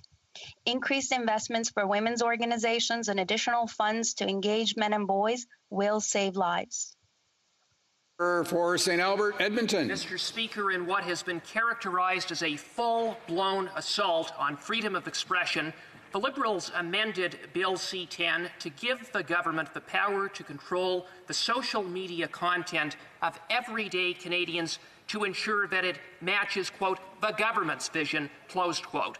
This is nothing short of a rebellion. Why is it that when it comes to freedom of expression, this government's approach is that it can be damned? Honourable Minister or Parliament Secretary. Mr. Speaker, let me be clear. The Broadcasting Act does not moderate content. It's about how broadcasters contribute to the creation of Canadian content, the discoverability of that content, and the rules of that nature. People who post to social media are specifically excluded from being considered broadcasters. Social media companies that make money by acting like a broadcaster are not excluded. May I ask why the Conservatives want to create an exemption to protect social media web giants from contributing their fair share? The honourable member for Prince George, Peace River, Northern Rockies. Mr. Speaker, last week I had a disturbing phone call from Ben, who just returned to Canada after doing paramedic work overseas. Gabriella, his pregnant wife and 11-month-old daughter, had to stay at one of the government's quarantine hotels. After paying thousands of dollars, the hotel refused to provide food for their baby daughter, only offering her oatmeal and then suggesting his wife share the deep-fried food they gave her. Thankfully, friends were able to drop off some baby food. Why is this government treating returning Canadians so poorly? Why? Honourable Minister or Parliament Secretary. Mr. Speaker, thank you for the question. And first, let me acknowledge and thank the member for raising the work that his constituent has done, and we thank them for that. Certainly, when it comes to quarantine hotels, we expect the hotel providers to provide an adequate level of service. I take the comments that have been raised, we will take it back, and we will continue to work with these providers to ensure that they are providing this level of service. But Mr. Speaker, again, the reasons for the mandatory quarantine are to ensure that Canadians are safe, we stop the spread of this virus, and we save lives. But I will absolutely raise these concerns and ensure they are addressed with the provider. The honourable member for Sturgeon River Parkland. Mr. Speaker, the latest Liberal budget has revealed yet another Liberal broken promise. In 2019, the Liberals promised to support communities where coal has been phased out with a $150 million infrastructure fund. In today's budget, I found no reference to their promise to these communities. The Liberals are leaving communities and the families that live in them behind. Why did the government break their promise to coal communities and not include the $150 million infrastructure fund that they promised? The honourable Minister or Parliament Secretary. Mr. Speaker, with respect, I live in a province that continues to rely on coal, and I want to thank our Premier for his commitment to accelerate the phase out of this form of energy usage. With respect to the use of coal, I'd point the honourable member to the fact that there, in fact, are supports being administered today through regional development agencies to help communities that are phasing out coal. I'll look forward to continuing our work to support communities as they transition to a clean future. Indeed, there are very few things that are even close to being that important. The honourable member for West Vancouver, Sunshine Coast, Sea to Sky Country. Mr. Speaker, British Columbians are concerned about the steep decline of wild Pacific salmon. When the people of West Vancouver, Sunshine Coast, Sea to Sky Country elected me, they expected me and this government to take action to protect and restore this iconic species. With this in mind, can the Parliamentary Secretary to the Minister of Fisheries and Oceans please update this House on what our government is doing to protect and restore wild Pacific salmon? The Honourable Parliament Secretary. I would like to thank my friend for this question and for his leadership on this issue. I'd also like to thank my colleagues in British Columbia who worked so hard to advocate for our iconic wild Pacific salmon. Through Budget 2021, our government is investing an unprecedented $647 million to both protect and restore our wild salmon stocks. This is a historic investment at a crucial time.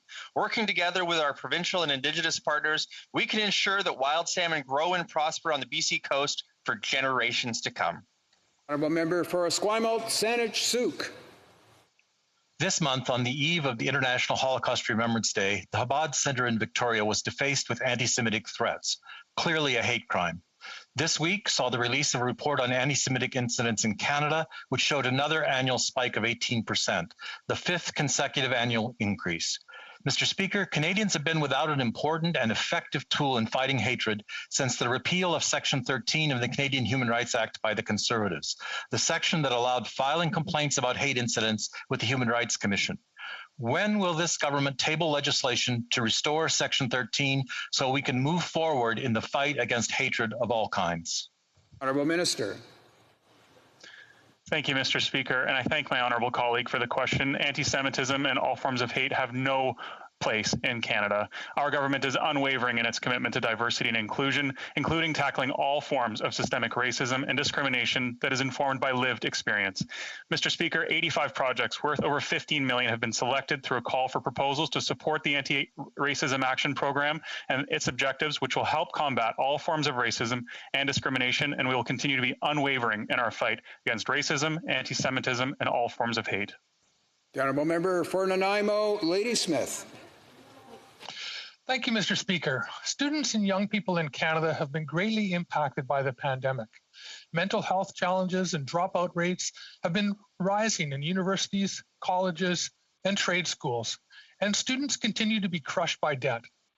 Northern European countries have built their knowledge-based economies on free post-secondary education. They invest in their people and have a highly educated workforce. Will the government make tuition-free post-secondary education a pillar of the post-COVID recovery plan? The Honourable Minister. Thank you, Mr. Speaker. I thank the honourable member for his question and for his advocacy on this important issue. Young Canadians and students must be at the centre of our recovery, not only to help them rebound today, but to invest in their future in our economy. That's why through Budget 2021, we're investing $4.1 billion to make student debt easier to pay down and to provide direct support to students who need it most. This includes waiving the interest on federal student loans for an additional year, enhancing the repayment assistance plan, doubling the Canada Student Grants for 2 more years, and extending disability supports. Mr. Speaker, we're proud that our response represents one of the largest youth support packages in the world. Thank you, Mr. Speaker. And that will conclude question period for today. Tabling of documents, dépôt de documents. The Honourable Parliament Secretary to the Minister of Foreign Affairs. Thank you, Mr. Speaker. Mr. Speaker, pursuant to Standing Order 32.2, I have the honor to table in both official languages 2 treaties. The first is entitled Annex 5 to the Protocol on Environmental Protection to the Antarctic Treaty, done at Bonn on October 17, 1991, and amendments to Annex 2 to the Protocol on Environmental Protection to the Antarctic Treaty, done at Baltimore on April 6 to 17, 2009. Second treaty I will table is the final acts of the World Radio Communication Conference of the International Telecommunication Union, done at Sharm el-Sheikh on November 22nd, 2019, known as the Final Acts 2019. Thank you, Mr. Speaker. Dépôt de documents. Tabling of documents. Introduction of government bills. Déclaration. Statements by ministers. Reports from interparliamentary delegations. Presenting reports from committees. The Honourable Member for Mississauga East Cooksville. Thank you, Mr. Speaker. Mr. Speaker, I have the honor to present in both official languages the 6th report of the Standing Committee on Foreign Affairs and International Development, entitled Igniting a Crisis: The Devastating Impacts of COVID-19 on Displaced Populations Globally. Thank you, Mr. Speaker. Présentation du rapport du comité. Introduction of private members' bills. First reading of Senate public bills. Motion. Motions. Presenting petitions. We'll first go to the members who have indicated they'll be tabling petitions through a video conference. We'll go first to the Honourable Member for Sherwood Park, Port Saskatchewan. Well, thank you, Mr. Speaker. I'm going to be tabling 4 petitions in the House today. The first petition highlights, first of all, the passage of the Magnitsky Act by this House unanimously in the last Parliament, as well as the persecution of Falun Gong practitioners that has been going on for 2 decades, and in particular that Falun Gong practitioners are being persecuted in spite of their beliefs in truthfulness, compassion, and tolerance. They've also been subject to horrific practices of forced organ harvesting. Petitioners call on the government to deploy all legal sanctions, including the use of sanctions under the Magnitsky Act. The second petition on a similar issue zeroes in specifically on the issue of organ harvesting. It is in support of Bill S-204, a bill that would make it a criminal offense for a person to go abroad and receive an organ without consent. Petitioners are supportive of Bill S-204. They note that it's been before this and the other place in various forms for over 10 years and are hopeful that this Parliament will be the one to finally get it done. The third petition is with respect to Bill C-6. Bill C-6 is the government's bill banning conversion therapy. Petitioners are supportive of efforts to ban conversion therapy and are also very concerned about the definition of conversion therapy as written in the bill. They believe that we should be seeking to ban coercive and degrading practices, but we should not be restricting the ability of people to have conversations in which personal views on sexuality are shared. Petitioners are calling for amendments to be made to the bill to clearly address these ambiguities in the drafting of the definition.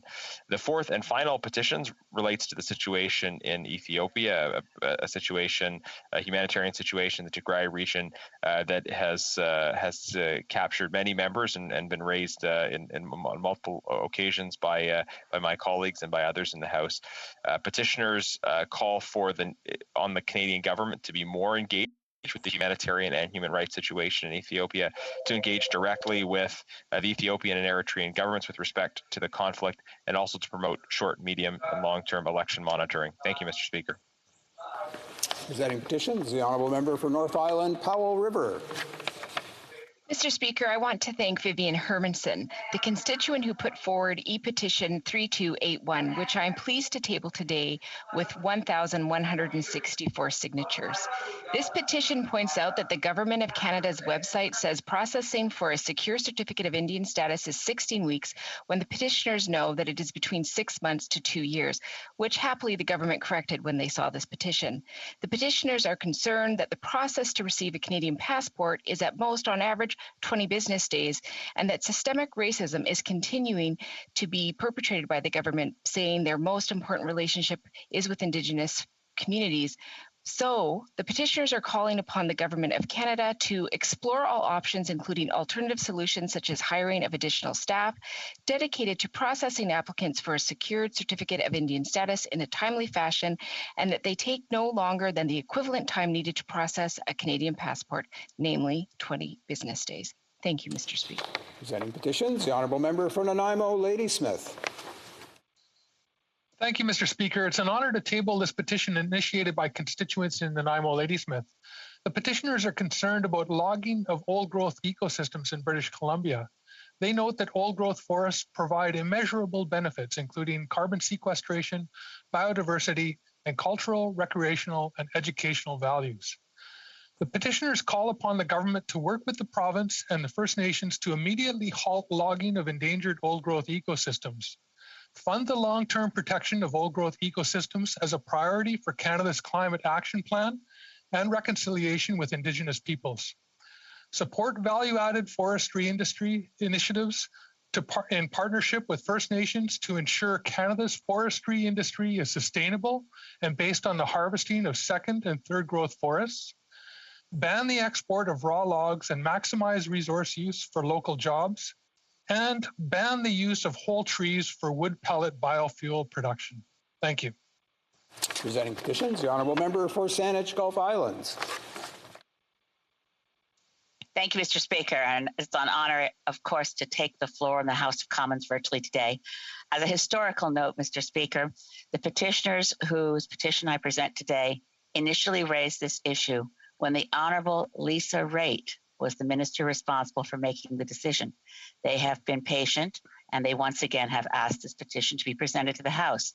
It relates to the ecologically sensitive zone called the Saanich Inlet within, of course, my riding of Saanich Gulf Islands.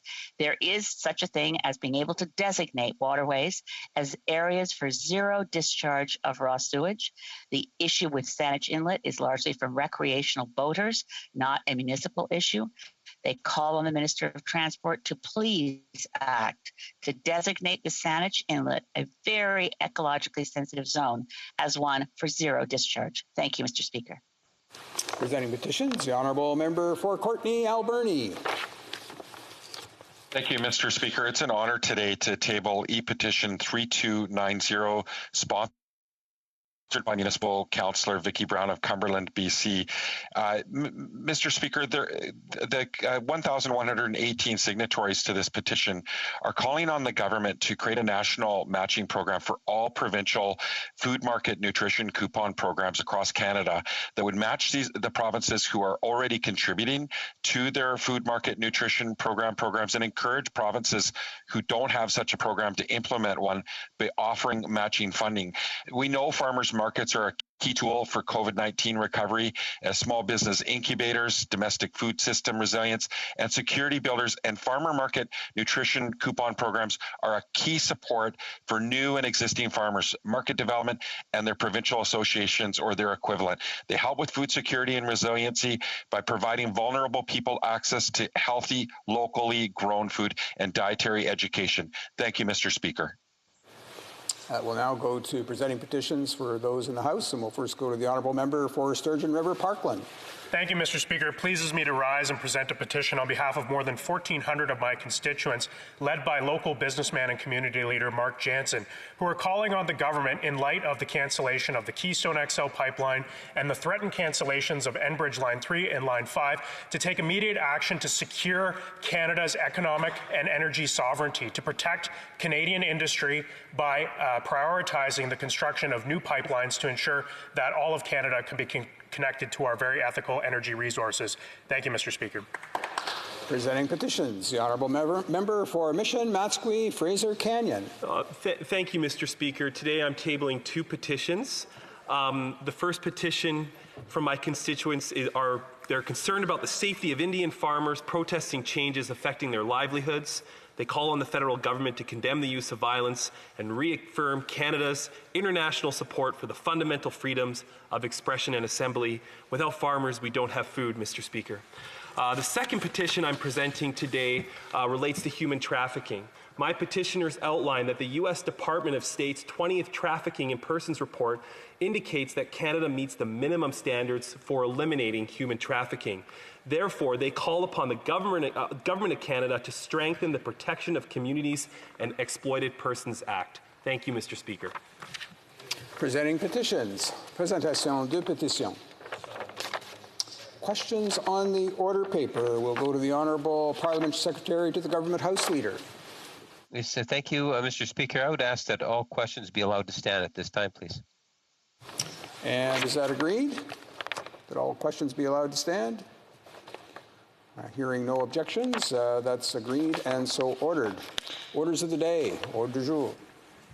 Government orders, government bills, Senate, reprise du débat en deuxième lecture du projet de loi S3, loi modifiant la loi sur la santé et la sécurité dans... Resuming debate on S3, an act to amend the Offshore Health and Safety Act. Members may remember that the last time we heard from the Honourable Parliamentary Secretary to the Minister of Natural Resources, and I had to interrupt him halfway through his speech to go to other business today. So now he has 10 minutes remaining in his time for his remarks, and that'll be followed by a period of 10 minutes for questions and comments. So we'll now go to the Honourable Parliamentary Secretary to the Minister of Natural Resources. Thank you, Mr. Speaker. And as you mentioned, I'll pick off where I left off before question period. So as I mentioned earlier, our government is consistently working to improve the regulatory framework. That is why we have to do this in the right way. And you strengthen it by consulting with others, by consulting with unions, companies, and Canadians. Stakeholders objected to a number of unnecessary administrative burdens. We agreed, and we scrapped them to cut the red tape. But other challenges is that while working on these permanent regulations, not all in the interim regulations for 2014 compelled with international standards, because the government of the day cut corners to rush this through. That caused problems, uncertainty with rigs, and came with other jurisdiction. So in 2017, in the middle of this, we had to fix this. And it took time to clean this mess up. And we have to remember that this is happening again against the backdrop of a global pandemic. That changed everything. Changed how we work, changed where we work. That's not the reason we didn't meet our deadline, but it has certainly exacerbated the delays. For example, we were scheduled to start full-day in-person drafting sessions the week of March 23rd.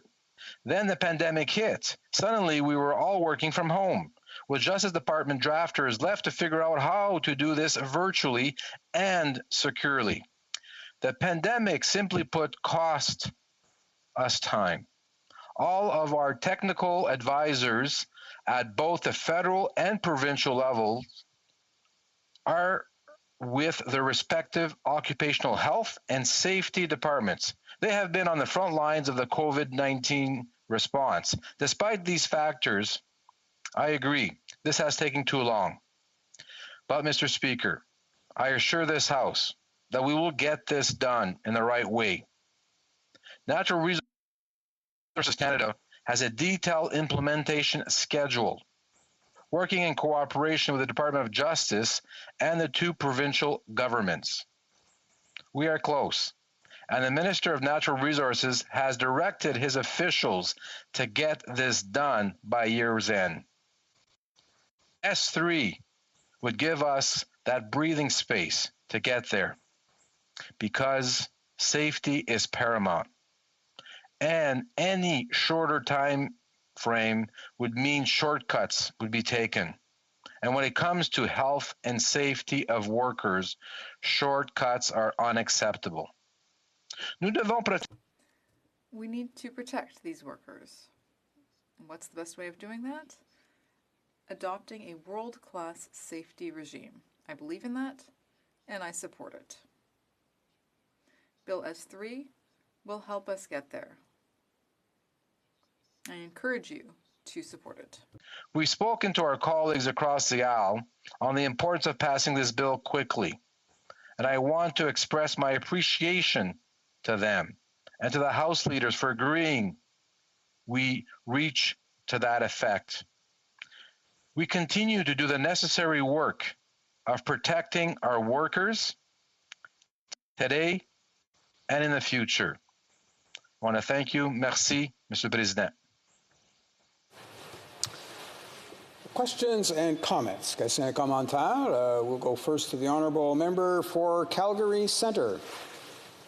Well, thank you, Mr. Speaker, and I welcome my colleague who's recently been named the Parliamentary Secretary, and I'm looking forward to working him on these very important files.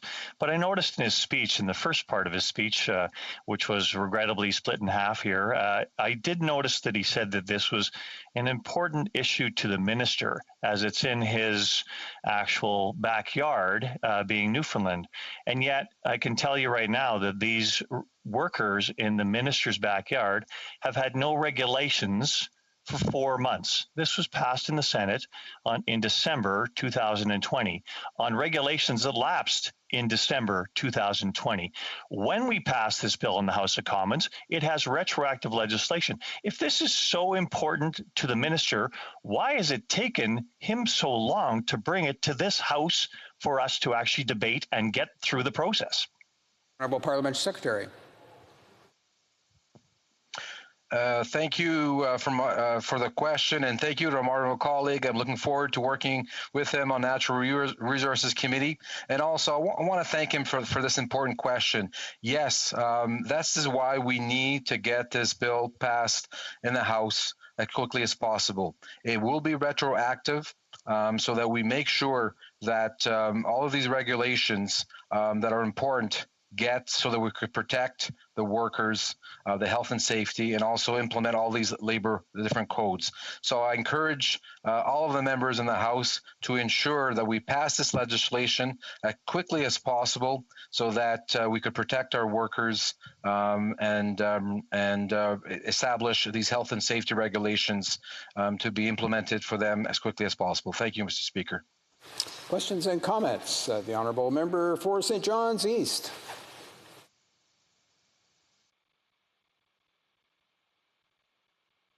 Oh, I think the Honourable Member might just have the mute button on there. I just check that and we'll get underway.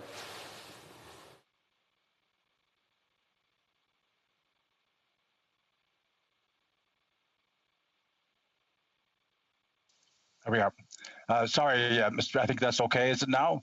I'm hearing the Honourable Member fine. I think in the process of doing that, the video got flipped to the back segment of his device. So just turn it on there. We still don't have the video of the Honourable Member. All right, how's this? Flip it back the other way. So that's turning the video off. But when the video is on, there'll be it should have a button there that he can push to flip the camera so it's displaying. There we are. Very good. The Honourable Member. Now we're there. Technical difficulties. Thank you, Mr. Speaker, for your help and assistance here. I want to ask the Parliamentary Secretary. He explained the importance of this legislation, and we agree with speedy passage. But he hasn't explained why it has taken 6 years since this government has been in power to actually develop these permanent regulations. And he certainly hasn't explained why they weren't keeping their eye on the ball and allowed the regulations to, in fact, expire. So there's no enforceable safety regulations in the offshore since January the 1st. That is a shame, Mr. Speaker, and the minister needs to explain why nobody had their eye on the ball. We can't blame that on the pandemic. Honourable Parliamentary Secretary. Well, I want to thank the Honourable Member for the question. And yes, I mean, these, as we indicated, as soon as the bill is passed, it'll be retroactive to protect the workers. But these regulations are very complex. There's over 300 pages. You know, there's been a lot of work that's been done. When we look at international standards, when we look at the cooperation and the dialogue between the Government of Canada and the Government of Labrador, Newfoundland, and Nova Scotia. There's 3 governments involved, and there's been a lot of stakeholder engagements to make sure we get this right. So yes, there's, in the last year, there has been the pandemic, but would I make sure that we get this right, and the consultation and the level of engagement by all levels of government is really, really important here. So I just want to, we are taking this seriously. There has been delays. We have to move forward, and I appreciate the support and cooperation of all the members in the House to get this passed. Questions and comments? The Honourable Member for Saanich Gulf Islands. Thank you, Mr. Speaker. And I share some of the rage of the Honourable Member for St. John's East on this matter. I can remember the Ocean Ranger going down in 1982 with a loss of lives of 84 people. But more recently, the helicopter crash that took place, the Cougar Flight 491, let us all pause for a moment in memory of all those lives lost through the negligence of the regulations and the safety of the offshore and the Newfoundland and Labrador workers who go to work in the offshore. The Cougar flight crash in 2009 led to an inquiry. Mr. Justice Wells made specific recommendations. Yes, we have to get this passed. Otherwise, as the leader of Unifor says, it's an hashtag epic fail. But in the meantime, where is the independent safety regulator for our offshore? There is one in the US, in UK, in Norway, in Australia. Why is this government ignoring the recommendations from the safety inquiry of Justice Wells? Honourable Parliamentary Secretary. Thank you, the Honourable Member, for the question. And yes, when we look at the tragedies that have occurred on the offshore and the rigs, and it's really important that we do this.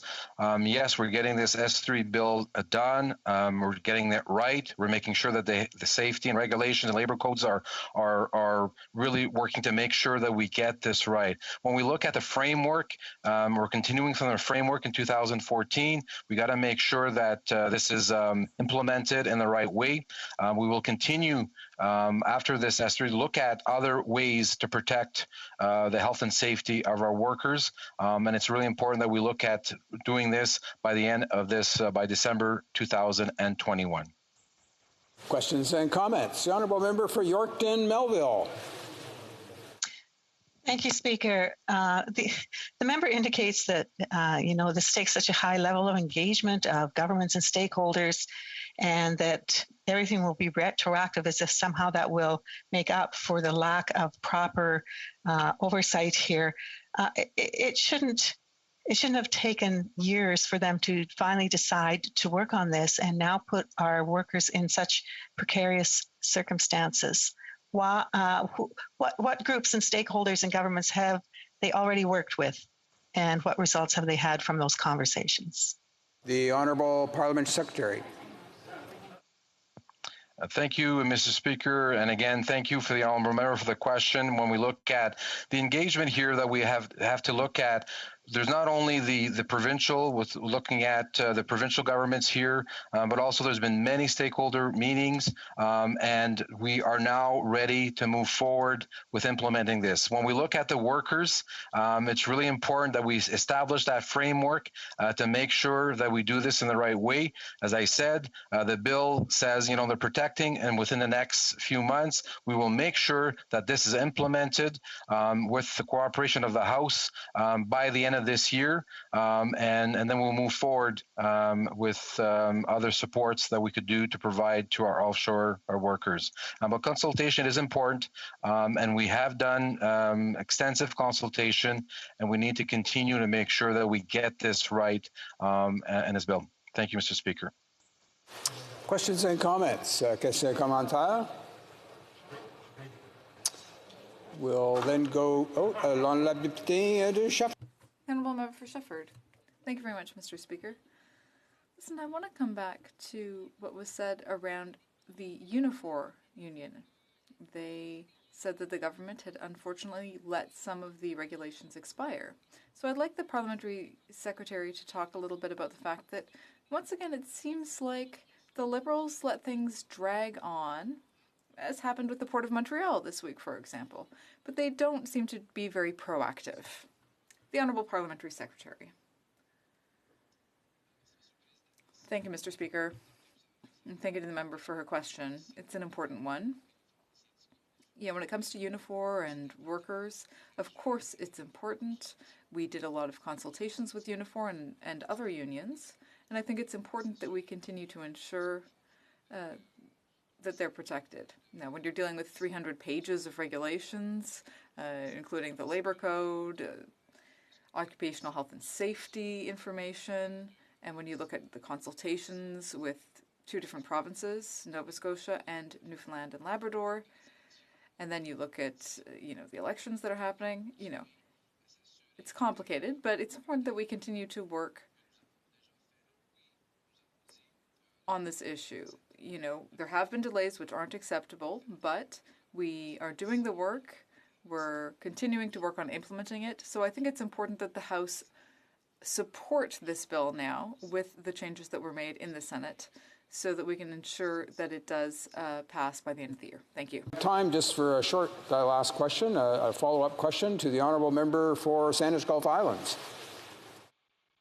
Thank you, Mr. Speaker. And to the Honourable Parliamentary Secretary, a fundamental flaw here is the conflict of interest baked into the Canada-Newfoundland Offshore Petroleum Board. Without an independent regulator, for now, the safety of workers is in the hands of the Canada-Newfoundland Offshore Petroleum Board, which by its very creation requires that it boost production and increase production of oil and gas in the offshore. How can it be seen as a regulator that doesn't suffer from a conflict of interest when it obviously does? The Honourable Parliamentary Secretary. Thank you, Mr. Speaker, and thank you to my honourable colleague to have raised this question. I'm not aware of the details of what you mentioned. We'll take this back, but I want to assure that our regulatory bodies are independent. They work closely to make sure that they provide the best health and safety for our workers in this case, and assure you that we'll do the best to make sure that these questions that she addressed today will be addressed. Thank you, Mr. Speaker. Resuming debate, the honourable member for Calgary Centre. Well, thank you, Mr. Speaker. And the first order of business, of course, is to ask for unanimous consent from this House to split my time on this bill with the honourable member from West Nova. I'll ask then if there are any objections to the honourable member splitting his time with another honourable member.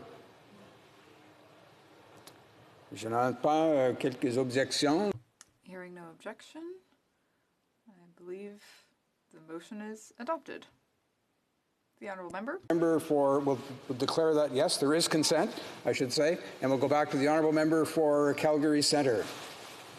Well, thank you, Mr. Speaker. I'm pleased to finally have the opportunity to speak today virtually in the House of Commons on Bill S3. But as I am here, safe, doing my job, I am reminded that offshore workers do not have the same protections.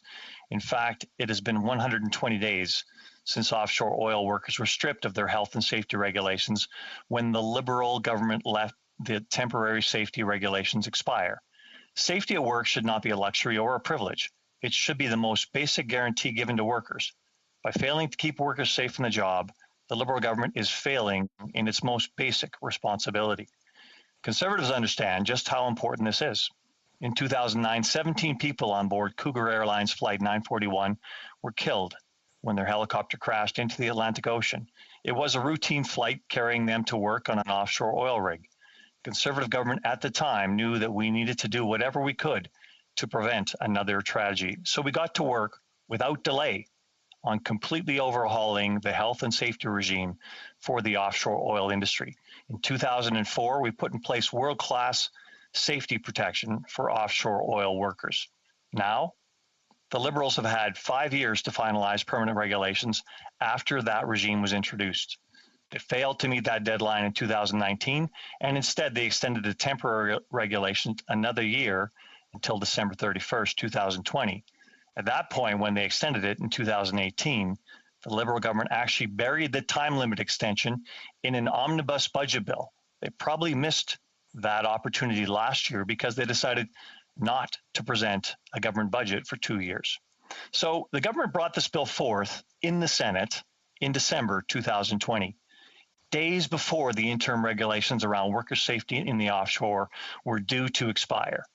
Anticipating the inevitable, that the House of Commons wouldn't be able to see it through our legislative process prior to the end of the year, the legislation includes language to retroactively impose these transitional regulations that lapsed on December 31st, 2020. In the interim, we have a regulatory void. Today is April 30th, 2021, 120 days since the Liberals let those regulations expire. Offshore oil workers are back where they were in 2009 when the Cougar crash happened. Frankly, it is shameful that the Liberals have allowed this to get to this point where workers have gone months without protection. It is complete negligence of their basic responsibilities, and there is no reason for us to be in this position today. Offshore oil workers do some of Canada's most challenging and sometimes risky work, and they deserve better protection on the job. Yet, after 6 years, we're not here today to finalize permanent safety regulations for the offshore oil industry. Instead, we're just trying to get those temporary regulations back in place so that we can keep workers safe while the Liberals ask for more extensions. I'll be clear on our position on Bill S3 as Conservatives. Protecting workers is our top priority. We support getting this bill passed as quickly as possible so that workers do not have to go another day without safety protections. I've personally been asking the government over the past several months when they were finally going to move S3 forward, because every day that we wait is another day that offshore workers are unprotected. Monsieur Attarde et ses excuses doivent...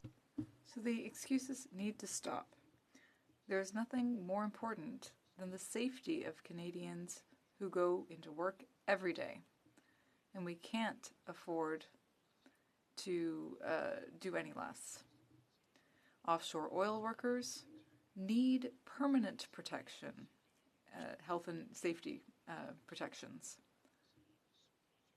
And we don't want any more accidents to happen. S3 is an urgently needed stopgap to protect workers in the offshore oil industry. I want to thank the Senate for passing this legislation as quickly as possible, and I hope that we can do the same here in the House of Commons. We in the House need to recognize that even though the government is delaying, offshore oil work doesn't stop. There are people going to work every day in the offshore oil industry who are continuing to hold themselves to the highest safety standards, even without government regulations. Their work doesn't stop, and they are committed to keeping themselves and their neighbors safe, even when the government is failing to do its job. I also want to recognize my colleague in the Senate, Senator Wells, who proposed an amendment to Bill S3 to shorten the extension time of these temporary regulations from what was originally introduced as a 2-year extension down to a 1-year extension. We know from committee testimony in the Senate that these regulations are pretty much completed, as they should be after 6 years. Based on the government's own planning in early 2020, a year is plenty of time to get these regulations finalized. Members of this House may not understand why we can't just keep renewing the temporary regulations, but as someone who is very familiar with the oil and gas industry, I want to underscore just how urgent permanent regulations are for the offshore industry. Technology in the oil and gas industry has advanced leaps and bounds since 2014. The temporary regulations introduced in 2014 were a stopgap measure, while permanent regulations could be finalized that will keep up with technological changes and keep workers protected in the long term. This is becoming more and more urgent as technology advances beyond what was available in 2014 and beyond the protections in that set of regulations. It needs to be a priority for this government to implement permanent, updated regulations as soon as possible. That's why it's so important that this is the last extension of these stopgap measures. Workers need up-to-date permanent regulations. They cannot go another 2 years without updated regulations, and they should never again go another 120 days unprotected by any health and safety regulations. C'est pourquoi il est si important qu'il s'agit de la... That's why it is so important that this is the final extension of these measures. Workers need permanent and up-to-date regulations. They can't wait another 2 years without updating these regulations. And they should never have to spend 120 more days without protection for their health and safety. I'll end my speech today by reminding this government that these regulations are not some far-removed technical set of rules that can be put off another few years while it focuses on flashier legislation. These are regulations that directly impact people's lives and livelihoods. They mean that workers can do their jobs and they know that they will be safe, that families can trust that their loved ones will come home to them safe at the end of the day. The communities can trust that they will not experience a repeat of the absolute devastation of Cougar Flight 941 in 2009, which killed 17 people, or the Ocean Ranger disaster in 1982, which killed all 84 people on board. The Liberal government needs to stop telling offshore workers, their families, and their communities that they don't matter. No one can express this better than Robert Decker, the sole survivor of Cougar Flight 941. Understandably, after what he experienced, he rarely speaks in public, but he wrote to the Senate about Bill S3. The fact that he had to relive his trauma to urge the government to act should tell us all we need to know about how dire this situation is. What he has to say is extremely powerful, and I'll leave you with his words today. He says, "Those charged with the legislative oversight of safety in the offshore have not learned and don't care. While I no longer work in the offshore, my friends and former workmates still do. I want them to have every opportunity to return home to their families. It is not a lot to ask." Thank you, Mr. Speaker. Questions and comments, questions et observations. The Honourable Member for West Nova. Thank you very much, Mr. Speaker. And I guess I'm going to ask the million-dollar question. Why do you think it's taken 6 years for this government to actually get to this point where we need to give another extension before they have the regulations put in place? The Honourable Member for Calgary Centre. Well, I thank my colleague for the very good question. We've been asking that question ourselves ever since this file landed on our desk. What is taking so long? 5 years, then a 1-year extension, and then a request for another 2-year extension, which we managed to push back to a 1-year extension. We need these regulations done. It is 300 pages of regulations. This is the basics of governing, and it's the basics of governing at which this current government is failing. As we noted earlier, this is the minister's backyard. And if he's not paying attention to the workers in his backyard and making sure they're safe while they go to work, then he's failing at his most basic responsibilities. Thank you. Questions and comments, questions et observations. The Honourable Member for St. John's East. Thank you, Mr. Speaker, and thank the member for his speech and for emphasizing the failure to notice that the fact that this regulation was expiring. This is an absolutely shocking and a gross dereliction of duty of a government. Whatever excuses they might have for not getting it done, which I don't think are valid either. But I want to ask the honourable member, would he also care to comment on the fact that we don't have an independent regulator in the offshore? His government's legislation didn't allow for that, despite the recommendation of the government of Newfoundland and Labrador, the recommendation of Justice Wells and the offshore helicopter safety inquiry and the unions involved, and the example of Norway, Australia, and the United Kingdom. Why do we not have an independent regulator for safety in the offshore, as is required to avoid conflict of interest? The Honourable Member for Calgary Centre. It's a very good question, and I appreciate the honourable member for asking that question. The effort before us today is to pass the regulations to make sure that workers are safe. I think it's incumbent upon us to make sure we look at regimes going forward here that will provide for independent oversight of that safety as well. So I think it is something that we should consider going forward, and thank again the honourable member for the question.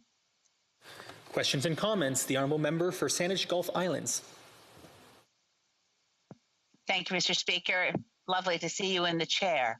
To my honourable colleague in Calgary Centre, the concerns that I've raised around the nature of the Canada-Newfoundland Offshore Petroleum Board, I think, need to be really exposed in this debate, although I completely agree with him. It's egregious that these safety regulations have been ignored, that the need for them is urgent.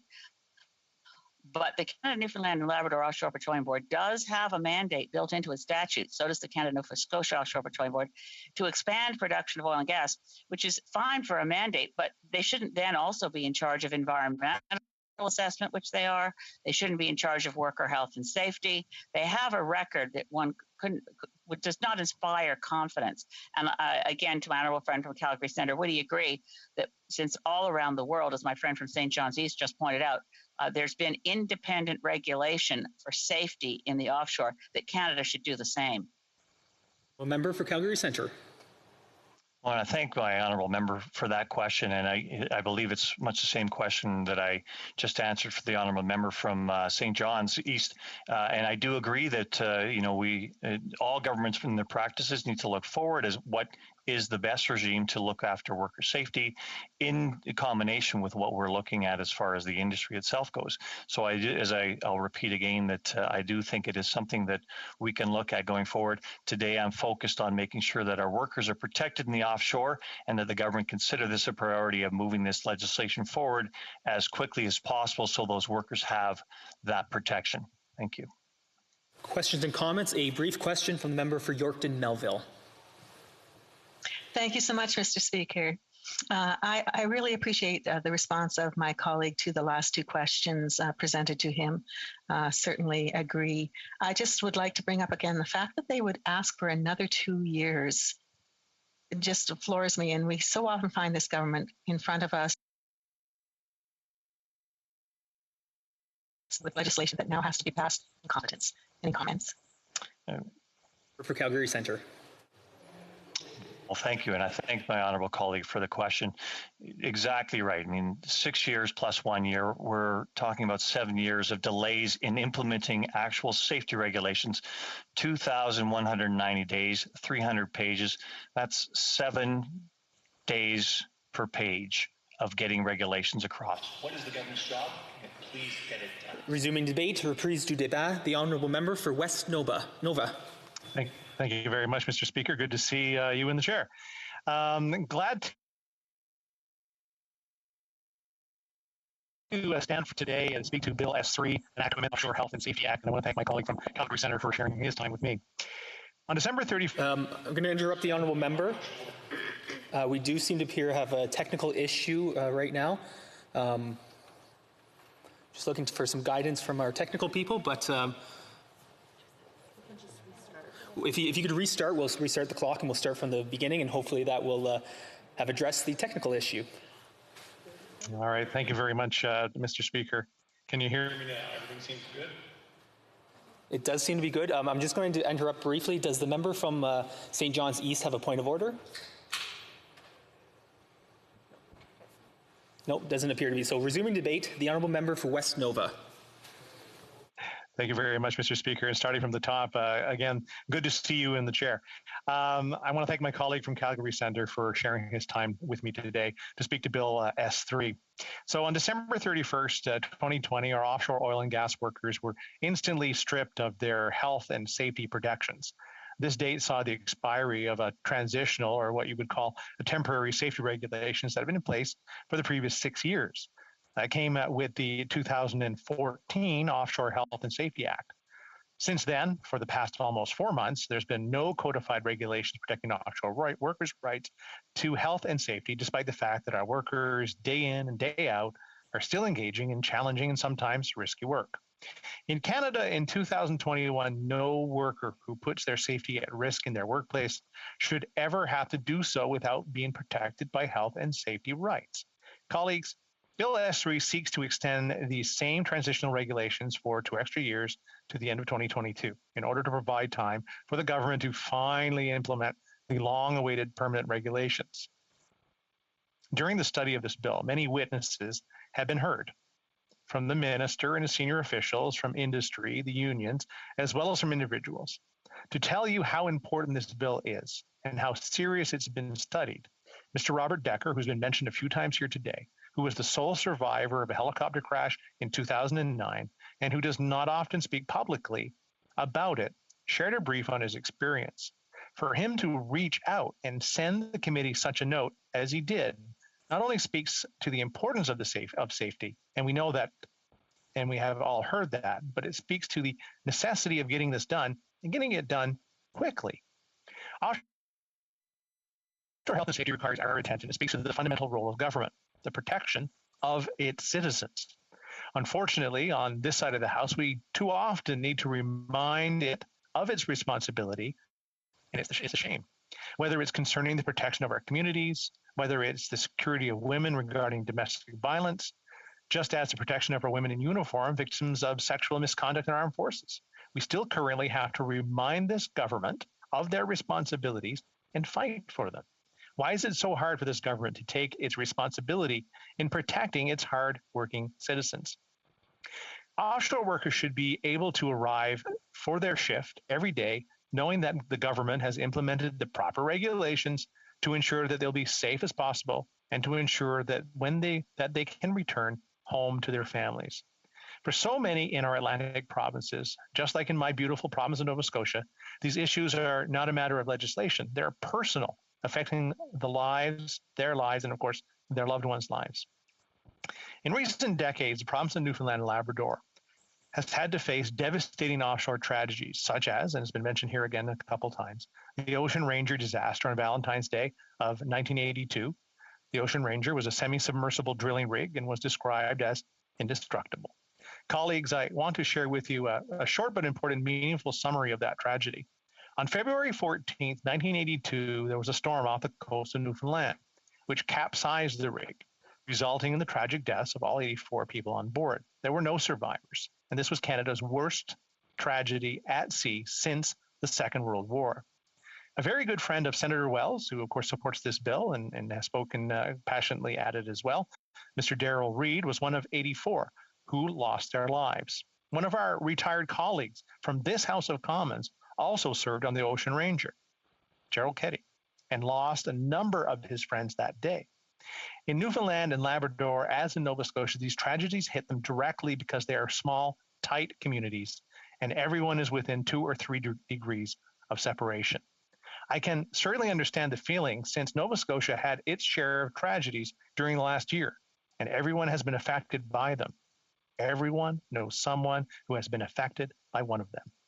Later on, almost 30 years later, on March 12, 2009, Cougar helicopter flight 491 crashed into the North Atlantic after experiencing mechanical trouble.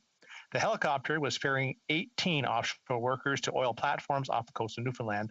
Tragically, 17 lost their lives, and there was only that one survivor, Mr. Robert Decker.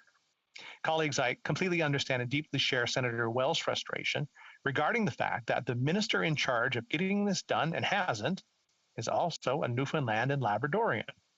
Once again, Mr. Speaker, I find it sad that we have to speak out to ensure the protection of the rights of courageous workers who have more dangerous occupations than others. Catastrophes like the ones mentioned earlier have brought so much devastation to Newfoundlanders. They are deeply rooted, just like how that Portapique tragedy in Nova Scotia. No one ever forgets, even several years later, and the victims of any tragedy should never be forgotten. Health and safety legislation and regulations affect so many. Bolstering offshore health and safety means decreasing the likelihood of these devastating events will happen, and the likelihood of more parents, spouses, and children will spend their lifetimes grieving. In Canada, prioritizing health and safety of our workers should never be part of any debate. It should be a given. Many Canadian industries are investing time and money into implementing safety culture and are working tirelessly to ensure that workers stay safe. Offshore workers deserve to know that we care about their safety. Colleagues, offshore petroleum boards, the one in Newfoundland and Labrador and the other one in Nova Scotia, play critical roles in meeting our health and safety goals. However, these boards cannot do it alone. They require the cooperation of government to prioritize these issues and to push forward necessary legislation and regulations. The 2014 Offshore Health and Safety Act was a promising step forward. Bill S3 simply asked for the extension of 2 years. This government's legislative summary states that it is necessary because of the complexity of the regulations and need to secure agreement from Newfoundland and Labrador and from Nova Scotia, which I'm sure are ready to go. The 2014 Offshore Health and Safety Act outlines a path towards permanent health and safety regulations for our Atlantic offshore. However, I understand that the act of putting permanent OHS regulations into place is one that requires study and coordination. So transitional regulations were put in place when the Offshore Health and Safety Act were enacted, giving the government a 5-year period of time to conduct the necessary analysis and to determine permanent regulations. These transitional regulations were necessary at the time, but critical elements were still delayed, awaiting this 5-year window, including the establishment of an Occupational Health and Safety Advisory Council. What few people know is that an extension was already given in the second budget 2018. That was a 1-year extension tucked into the 884-page omnibus bill. Mr. Speaker, offshore workers have been waiting too long, and and S3 should represent the final extension of the deadline to adopt permanent health and safety regulations. Furthermore, the Department of Natural Resources must submit an implementation progress report to the House before the end of the parliamentary session, including the implementation schedule to the expiry of the transitional regulations. The government has failed our workers. I ask again, what is more important to the government than bringing safety to some of our most at-risk workers? In the past 6 years, the government could not find the time to develop those permanent regulations, ones that are simple and clearly based on existing provincial and federal regulations and the practices of the board, including the provisions and conditions of license. Why has it taken so long, and why are we scrambling for an extension mere weeks from the expiry of the transitional regulations and mere days from Parliament adjourning until 2021 back in December? Mr. Speaker, safety of citizens is a fundamental responsibility of government, and of course, we want to see this bill pass quickly in this House of Commons so that, of course, workers can be protected. But again, the largest question that continues to go through my mind is that why has it taken 6 years for us to get here? And with those short comments, I'm looking forward to a few questions before I have to get off to the Health Committee that has already started. Merci beaucoup, Monsieur Président. Questions and comments. Questions et commentaires. Let's go first to the Honourable Member for Courtenay Alberni. Well, thank you, Mr. Speaker. I really want to thank my colleague for his speech and for certainly speaking about workers and the important role we play in protecting workers, especially this week, where here we are, honoring those that have been injured and killed in the workplace, or have gotten sick or ill due to workplace-related hazards and occupational exposures through the day of mourning. Right now in Canada, we don't even have a national strategy for the reintegration of workers with physical or mental disabilities, those that are injured in the workplace. So I really want to thank my colleague, because this shouldn't be a partisan issue. And in 2014, we know this legislation was created under a federal provincial safety advisory committee to advise on occupational health and safety, composed of representatives of workers and employers and in both governments. However, union representatives haven't been consulted on who would represent labor at the table. Does my colleague opposite agree that the government should have consulted with labor unions before choosing a representative? And again, I want to thank him for his really important comments. Well, member for West Nova. Thank you very much, and I thank my colleague for that comment. And we're only 2 days. Wednesday was, of course, the National Day of Mourning, where I'm sure many of us know people who were lost during the exercise of their dangerous job, or even not so dangerous job, because of lack of regulation or safety requirements in their workplace. Unions should be consulted. Unions have a really good feeling of their membership. They speak every day for their memberships for a variety of reasons, and quite honestly, the consultation should happen with them, and it should be people that, of course, they suggest to be sitting on that advisory council. Thank you, Mr. Question et commentaire. La députée de Shefford. The Honourable Member for Shefford. Thank you, Mr. Speaker. I'd like to hear from my colleague on a concerning aspect of S3. When we talk about exploratory drilling in Newfoundland, the union stated last year that offshore drilling projects were excluded from this legislation, and that poses risks for fisheries, the environment, and workers. So what does my colleague think of excluding these platforms from the bill? The Honourable Member for West Nova. Merci beaucoup, Monsieur le Président. Thank you, Mr. Speaker. I'd like to thank my colleague for Shefford for her question. Well, when we look at offshore work, we need rigorous regulation there to ensure that workers are safe. These exclusions do concern me, and we will need to look at them closely. Comments? Questions et commentaires? Reprise de débat. La députée de Manicouagan. Resuming debate. The Honourable Member for Manicouagan. Thank you very much, Mr. Speaker. I am pleased to rise today to speak about Bill S3. Overall, there seems to be a consensus on this bill. I'd still like to mention some of the concerns that I might have regarding this bill. So I will discuss the substance of the bill and the Bloc Québécois perspective on the bill. And then I will draw a parallel in order to shore up my position on the bill.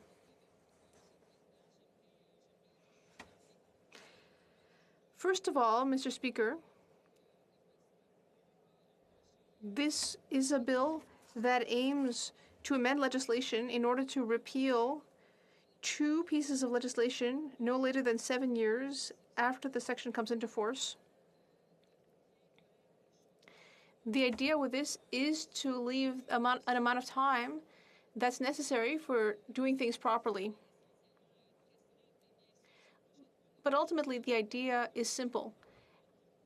And this bill doesn't affect Quebec. So when I say that I want to put forward the Bloc Québécois position on this bill, well, it doesn't affect Quebec. It affects Nova Scotia, Newfoundland, and Labrador, as well as the federal government and the provincial governments in question, because this is a matter of workplace health and safety. So we want the provinces to be the ones to speak out on the topic.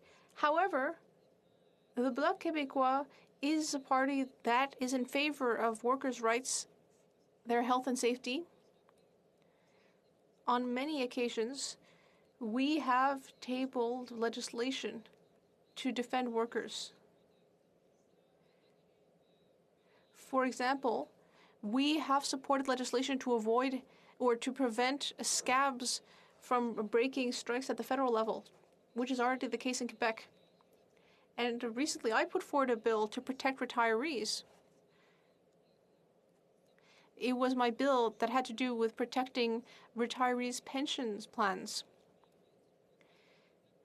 So therefore, workers' rights are parts of the fundamental values, are part of the fundamental values of the Bloc Québécois. Now, moving on to my concerns about this bill,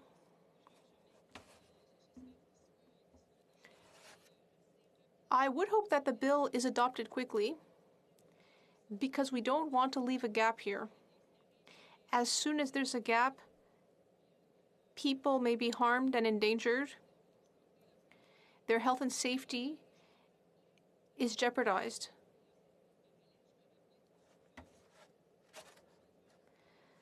I'm thinking of the beginning of the year 2020, at the beginning of this government's latest mandate. We heard a lot about Newfoundland and Labrador at the time, but for other reasons. It was at the beginning of the Decade for the Oceans. And seemingly to celebrate, the Prime Minister authorized 40 exploratory drills in an area which the UN has recognized for its ecological and biological importance. Here, once again, we're talking about Newfoundland, but we see that things are moving fast. After this drilling was authorized, now, what has been decided, and when I say that something has been decided, I'm talking about the Trudeau government. Well, the government has decided to abolish the current environmental assessment regime. It hasn't been modified, it's simply been abolished. And that means that the government can greenlight new projects in a period as close as 80 days, as short as 80 days. Only 80 days. Here in this bill, we're talking about periods of 7 years. And yet here, the government could do this in 80 days.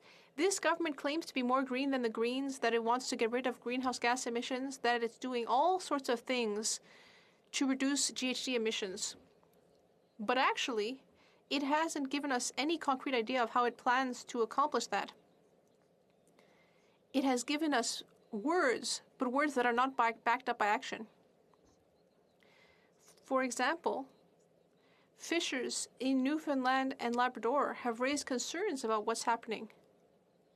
And again, fishers are workers. And once again, we're back on the topic of workers' labor conditions. This is a geographical region that is recognized for its ecological wealth and diversity. And yet, once again, in 2020, at the beginning of its mandate, this government moved quickly on authorizing drilling and exploration. The unions took a position on the question. They were very concerned for the health of the people of Newfoundland. They were very concerned for workers. That's the parallel that I'm drawing here. What I'm really trying to point out is that there's a two-tier system here.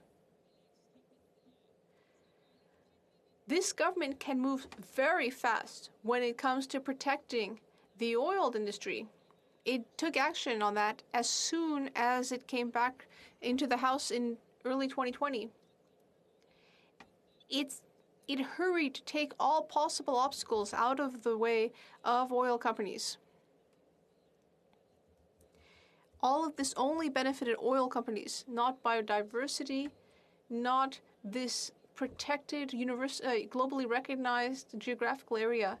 No, all this government wanted was to make things easier for the oil industry. Now, Mr. Speaker, you will understand that I and my party support this bill, but we don't want further delays.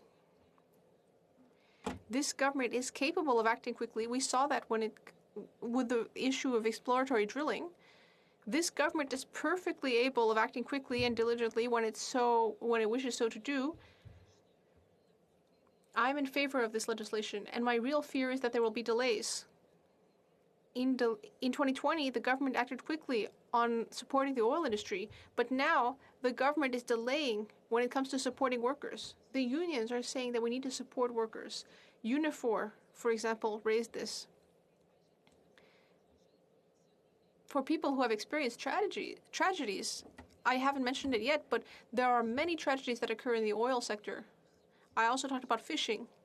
There will be repercussions on the fishing and oil industries.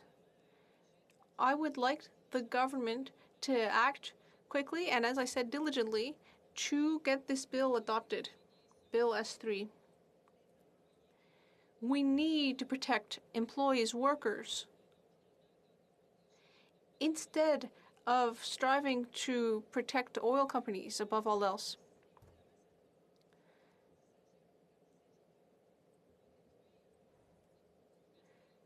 Of course, it's much easier to destroy something than to build something. But here with S3, we're looking to build something.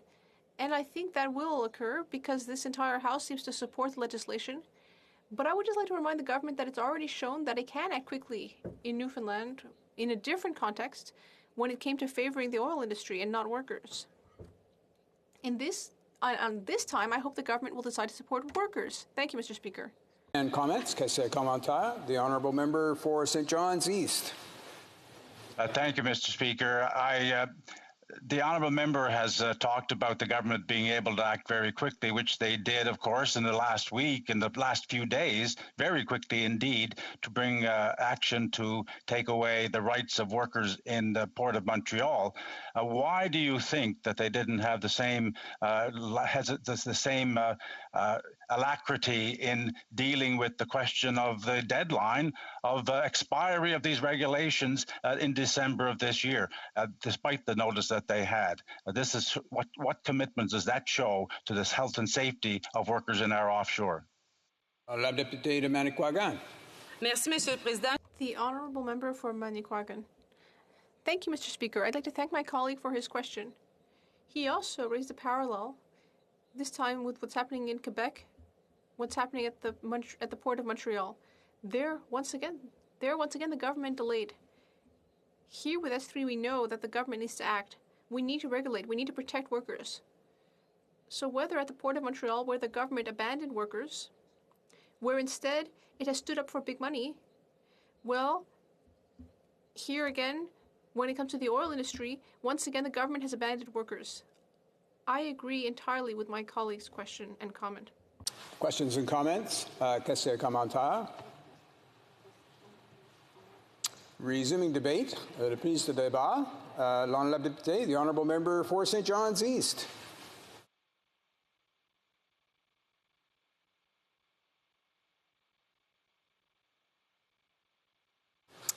I think the honourable member may still be on mute there. Ask him to check that, and we'll try again.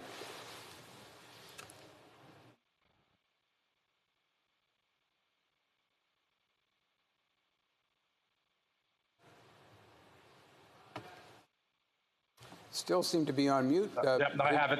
There you are. That's good. I have it now. Okay. So thank you, Mr. Speaker. I'm pleased to enter into this debate today on second reading on this act, the Offshore Health and Safety Act. To amend that act, it deals with safety regulations in the Newfoundland and Labrador or offshore oil and gas industry in particular. However, I am very concerned about the necessity of this legislation or what it reveals about the Government of Canada's commitment to safety in the Newfoundland offshore oil and gas industry. We support the speedy passage of this bill because it will restore the offshore health and safety regulations put in place in 2014. They were established, though, as interim regulations with an expiry date initially of December 31st, 2019, allowing 5 years for the relevant parties to develop permanent regulations. 5 years is a long time, Mr. Speaker, and they did have regulations in place.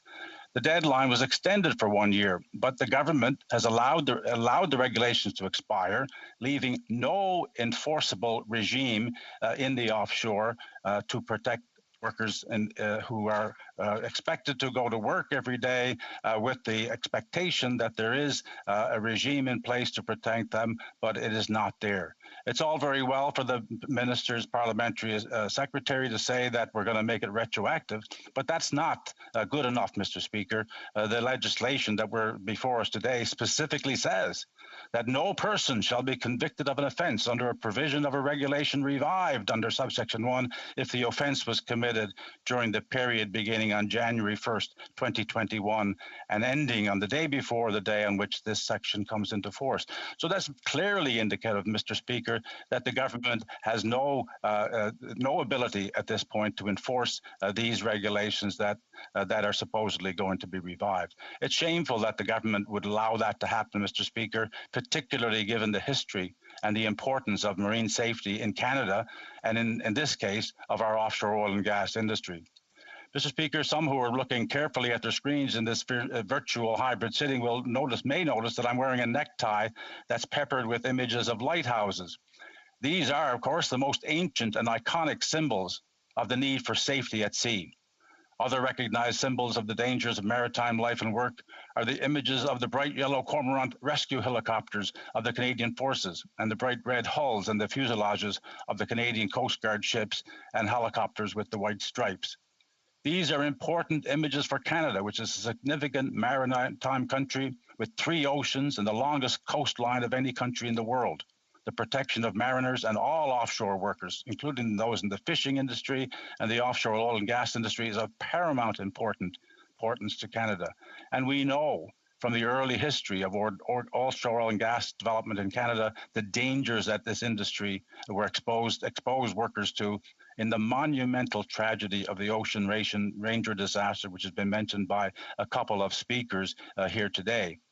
In 1982, the Ocean Ranger, a semi-submersible offshore oil drill rig, sank with the loss of 84 lives, including many Newfoundlanders and Labradorians and other Canadians who died in that great tragedy. The memory of that February 14th, 1982 date is carved in the memory of those affected and all those in Newfoundland and Labrador who received this shocking news and had to relive these events over the many months of a Royal Commission of Inquiry, seeking answers and detailing important recommendations as to how to seek to ensure the safety of workers in this harsh environment. But unfortunately, the legal regime that was put in place for the health and safety of offshore workers was inadequate. The labor portfolios of the various jurisdictions had responsibility for occupational health and safety, but as the jurisdictional issues were sorted out, responsibility was taken from these departments of labor and in 1992 and given to the the CNLOPB, the Canada, Newfoundland and Labrador Offshore Petroleum Board. Mr. Speaker, CNLOPB comes easily off the tongues of Newfoundlanders and Labradorians who have an interest in the offshore and how it is managed, and giving them the safety responsibility for occupational health and safety was not a wise decision in my view, and the handling of that since then has been inadequate. In their supposed wisdom of the day, the board, the Newfoundland board, and the relational Nova Scotia board, the Canada Nova Scotia Offshore Petroleum Board, they had in place draft regulations. They weren't enforceable. It was not a situation which somebody who did something contrary to these regulations could actually be charged, treated as an offender, taken to court if necessary, and fined or dealt with appropriately, and be required to follow the regulations. No, it was a very different regime, Mr. Speaker. The regime was there as draft regulations were really just a framework or a guideline. That was entirely unsatisfactory to the workers involved. It was objected to by them and by the unions, by my party in both the Nova Scotia and the Newfoundland and Labrador legislatures, and there was very strong opposition to this approach. And I have a familiarity, Mr. Speaker, with these regimes, having represented, having had a client, in fact, as a lawyer who was on the Ocean Ranger and having representing his family in the aftermath of seeking to get some compensation for those who had lost their lives, and looking closely at the regulations that were evolved. And in the 90s and the 2000s up to 2006, I was in the Newfoundland and Labrador legislature as well, and very familiar with the arguments as to how these regimes were supposed to work. In fact, they were unsatisfactory, as was also agreed to by by Mr. Justice Wells in the Commission of Inquiry that took place after another sad tragedy, the crashing of the Cougar Flight 491 in the Newfoundland offshore, with the loss of 17 lives in 2009. This was a serious problem that was caused by a fault in the helicopter involved, but it gave rise to, after the sad loss of 17 individuals who lost their lives that day, there was an inquiry which also looked into these questions of how the offshore safety regime was managed. And Mr. Justice Wells concurred that the situation and the regime was unsatisfactory, and called for enforceable regulations, and called also for an independent body to enforce those regulations. That he recognized that these regimes that were there in place had a built-in conflict of interest. That in accordance with their obligations and mandate to foster the industry, there was an inherent conflict of interest, which was recognized in other jurisdictions. He did a very comprehensive report, and his most important recommendation, he called it, was recommendation number 29, that there be an independent regulator for safety in the offshore. That followed the circumstances that exist in Australia, in the United Kingdom, also in Norway. I think Norway may have been the first. These regimes would require that there be an independent regulator so that the issues of safety, health and safety of workers is paramount and the only responsibility for those in charge. This regime that's now in place in Canada failed to undertake that recommendation brought in by the Conservatives in the legislation, which was before the House in 2013 and passed into legislation in 2014. We did have, now all of a sudden, as a result of these recommendations, we did have enforceable regulations. Workers had legislated the right to refuse unsafe work, which they did not have before, except in accordance with collective agreements in some of the rigs. There was established by this legislation and regulations in 2014 a provision for an offshore safety advisory council, where the representatives of both the provincial governments involved, the federal government, and the workers would be together, work on providing advice as to safety to the safety regulator for the offshore safety regulations. And there's another failing, Mr. Speaker, that the government have undertaken since the legislation was put in place.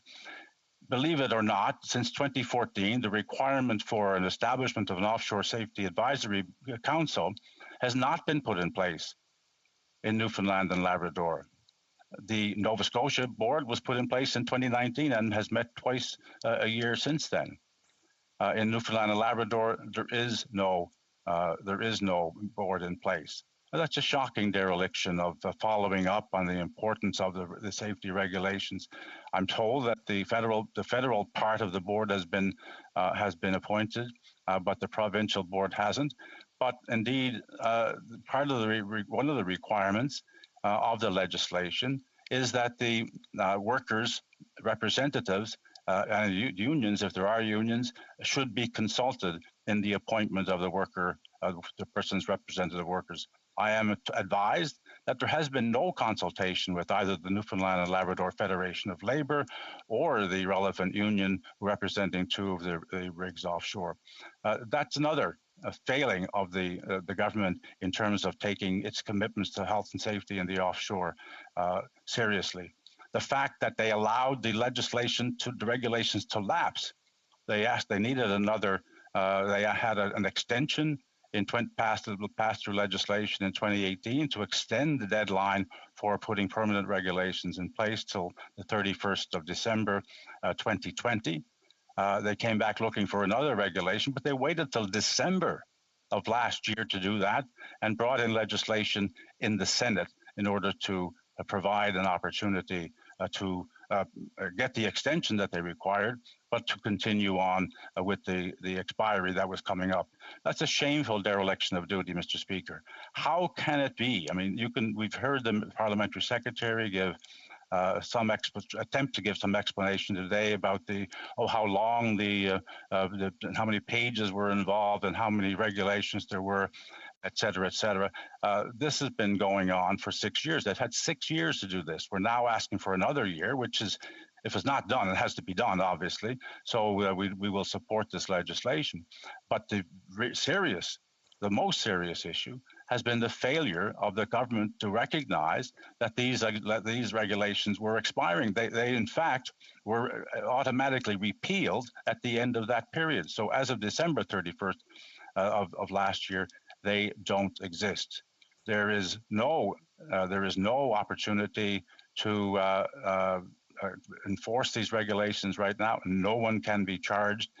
No one can be affected by it. And the shocking part really is the fact that the government showed a lack of foresight, failed to notice that they were going to expire, or somehow or other didn't take it seriously enough to ensure that the legislation was before this House of Commons prior to the end of last year.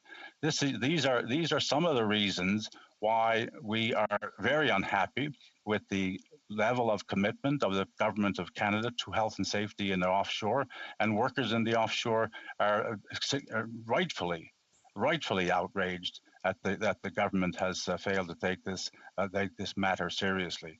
We do need to have enforceable regulations. We do need to have the right to refuse unsafe work. We do need to make sure that we can ultimately have an independent regulator. And unfortunately, we have as well to recognize that, it's not good enough to make the mantra about how safety is our most important, our first priority, and all of those comments that are made, which give lip service to safety.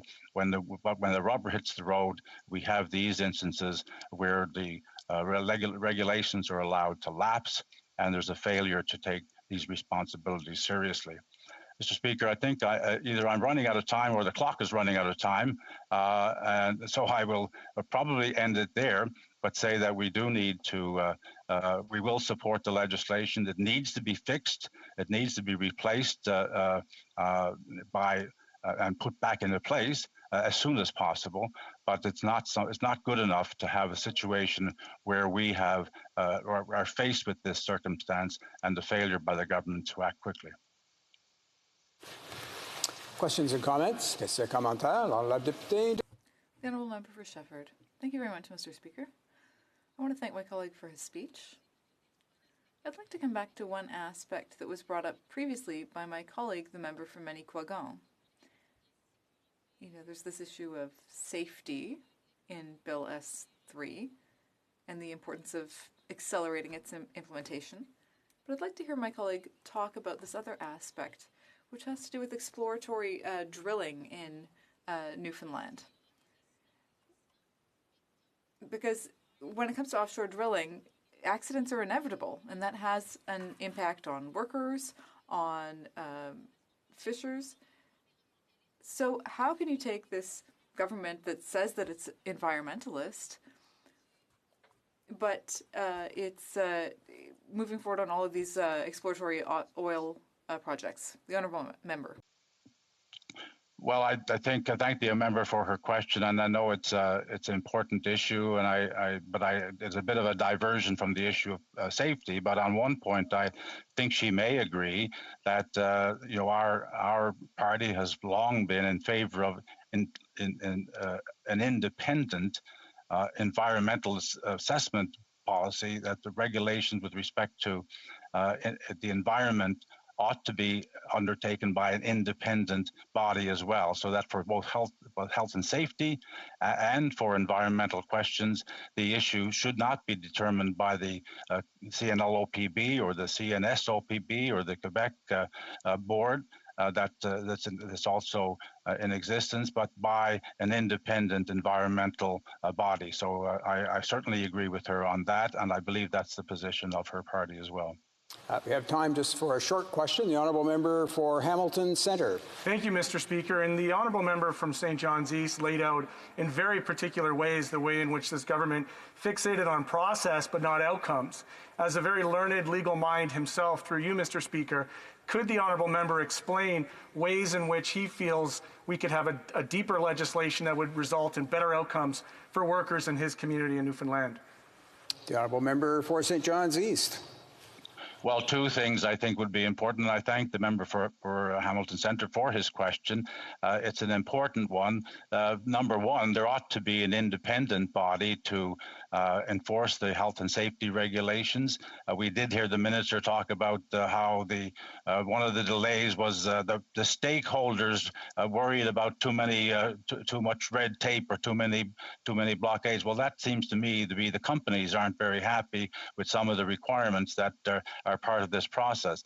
That's one of the reasons why we do need an independent body, because the petroleum operators have a very large say in the operation of the petroleum board and the necessity for production over issues of safety and the regulation that takes place. And number two, there ought to be greater participation of worker representations, not just on an advisory body, but directly on the body that oversees offshore health and safety. There will be 6.5 minutes remaining in the time for questions and comments to the honourable member for St. John's East when the House next gets back to debate on the question. But it being comme il est 13h. It being 1:30 p.m., the House will now proceed to the consideration of private members' business according to the order on today's order paper. Orders of the day. Private members' bills, beginning debate on motion M69, combating tax evasion, standing in the name of Mr. Bergeron. Mr. Bergeron, seconded by Mr. Sainte-Marie, moves that given that the pandemic and the pressure it is putting on public finances has created the urgent need to close the loopholes being taken advantage of by some taxpayers through the use of tax havens, in the opinion of the House, the government should, A, amend the Income Tax Act and the Income Tax Regulations to ensure that income that Canadian corporations repatriate from their subsidiaries in tax havens ceases to be exempt from tax in Canada. B, review the concept of permanent establishment so that income reported by shell companies created abroad by Canadian taxpayers for tax purposes is taxed in Canada. C, require banks and other federally regulated financial institutions to disclose, in their annual reports, a list of their foreign subsidiaries and the amount of tax they would have been subject to had their income been reported in Canada.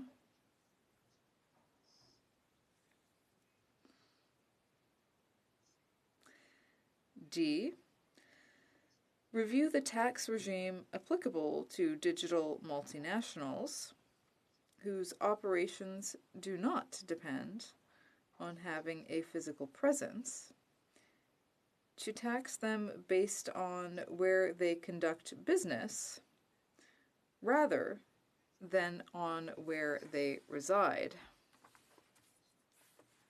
E, work toward establishing a global registry of actual beneficiaries of shell companies to more effectively combat tax evasion. And F, use the global financial crisis caused by the pandemic to launch a strong offensive at the Organization for Economic Cooperation and Development against tax havens with the aim of eradicating them. Debate. The Honourable Member from Montarville. Thank you, Mr. Speaker. Well, I'm really so pleased to be able to speak today on this motion. I want to thank my colleague, the member for Joliette, for having seconded the motion. Now, Mr. Speaker, we're facing a major financial crisis. And we need to think about ways in which we could, in the long term, rebalance public finances. There are sort of two options that that governments tend to think of: increase taxes or cut services. So either taking more money out of the pockets of taxpayers or imposing austerity measures. And yet, as we look at these options, there are people who are avoiding their duty, in other words, to pay their fair share of taxes. In his speech to Congress this week, President Biden said that, according to a study, 55 of the largest corporations in the U.S. didn't pay a single cent of taxes last year.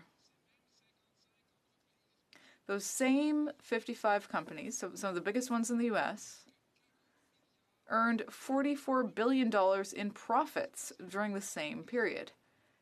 How is it possible, Mr. Speaker, that 55 corporations in the U.S. would make $44 billion in profits and not pay a single cent of federal tax? Well, there are two mechanisms that allow corporations to shelter their money from taxes. First of all, there are tax loopholes. Now, these are measures that are legal, and if you are very wealthy, you can hire a whole army of accountants and tax specialists who will find ways for you to avoid paying your fair share. And what this means is that corporations, and even individuals, Mr. Speaker, President Biden was talking about some of the wealthiest people in the U.S. who actually have a lower tax rate than middle-class families, which is totally unacceptable. It's just scandalous. So, tax loopholes. We need to look at them and review their use. Then there are tax havens. Well, what is a tax haven? It's a jurisdiction where taxes or the tax rate is near zero. So corporations can create subsidiaries, sometimes fictional ones, sometimes shell companies, in these jurisdictions so that their profit doesn't go to the governments where they operate. Now, there's no reason for these subsidiaries to exist other than allowing corporations to hide this money. There's certainly no business activity happening in that jurisdiction. These are just shell companies that allow companies to avoid paying taxes.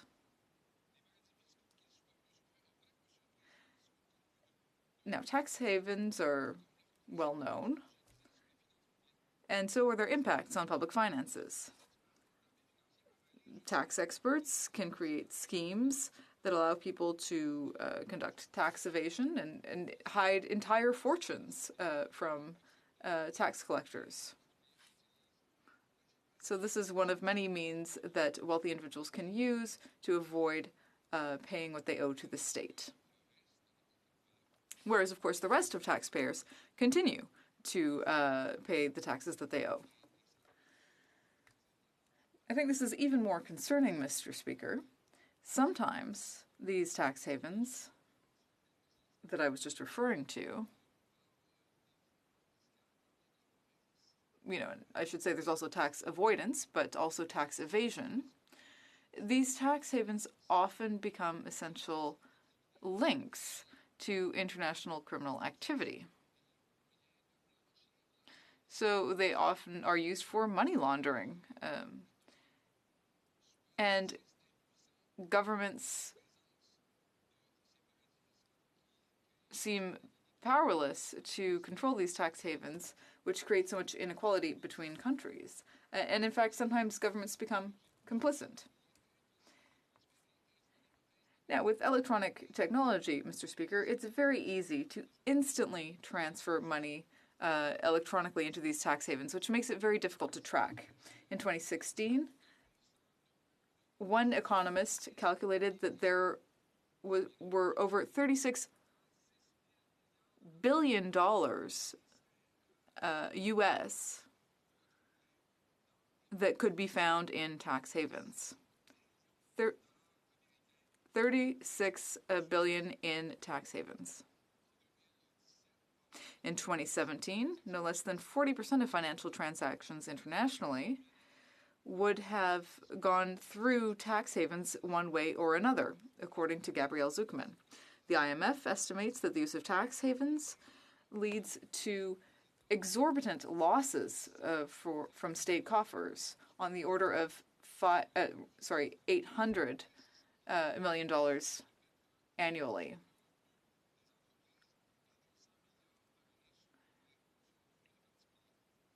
And that's split between corporations and individuals. So this is a political issue that this House needs to take action on. I think it's in the interest of our fellow citizens. And we can no longer be giving a pass to these people who profit from tax havens and who benefit from their continuation. It's important to say that Canadian corporations are not exemplary either. 1/3 of all Canadian investments abroad are made in tax havens, according to Stats Canada. Canadian corporations invested over $300 million in tax havens in 2019. In the same year, the PBO confirmed that these weren't actually investments, but operations that aimed to avoid paying taxes. In 2019 as well, the CRA estimated that the use of tax havens by Canadian corporations deprived Canadian coffers of over $11 billion annually, of which 75% came from large companies. And that's much more than the CRA estimated was lost through unpaid taxes from individuals. So I think, Mr. Speaker, it's important to recognize that there is a certain complacency, but we should be taking action.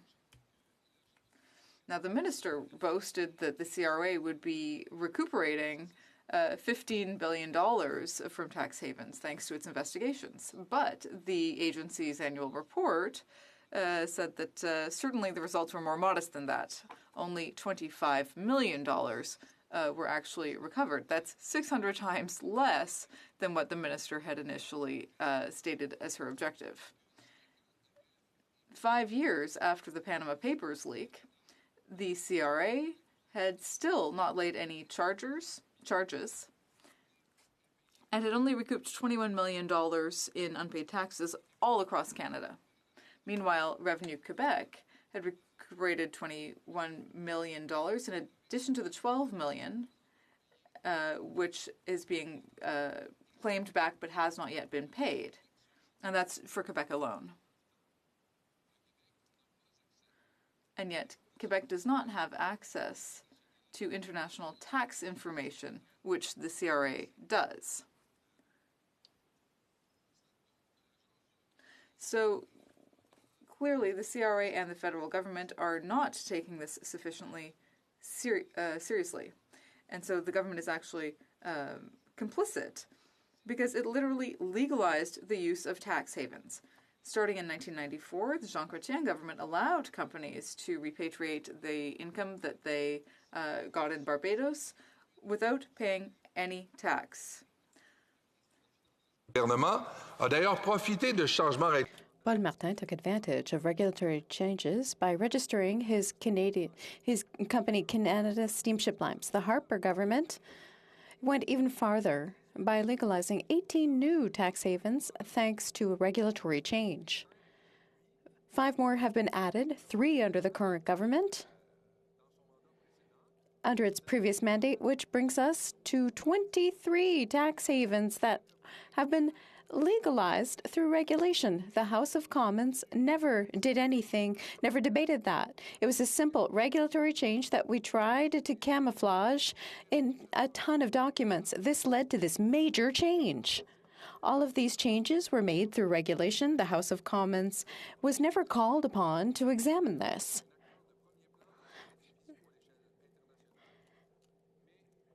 However, we can ask ourselves if these regulatory changes were done for the right reason. What we can conclude is that there's a close link between the federal government and certain tax havens, because Canada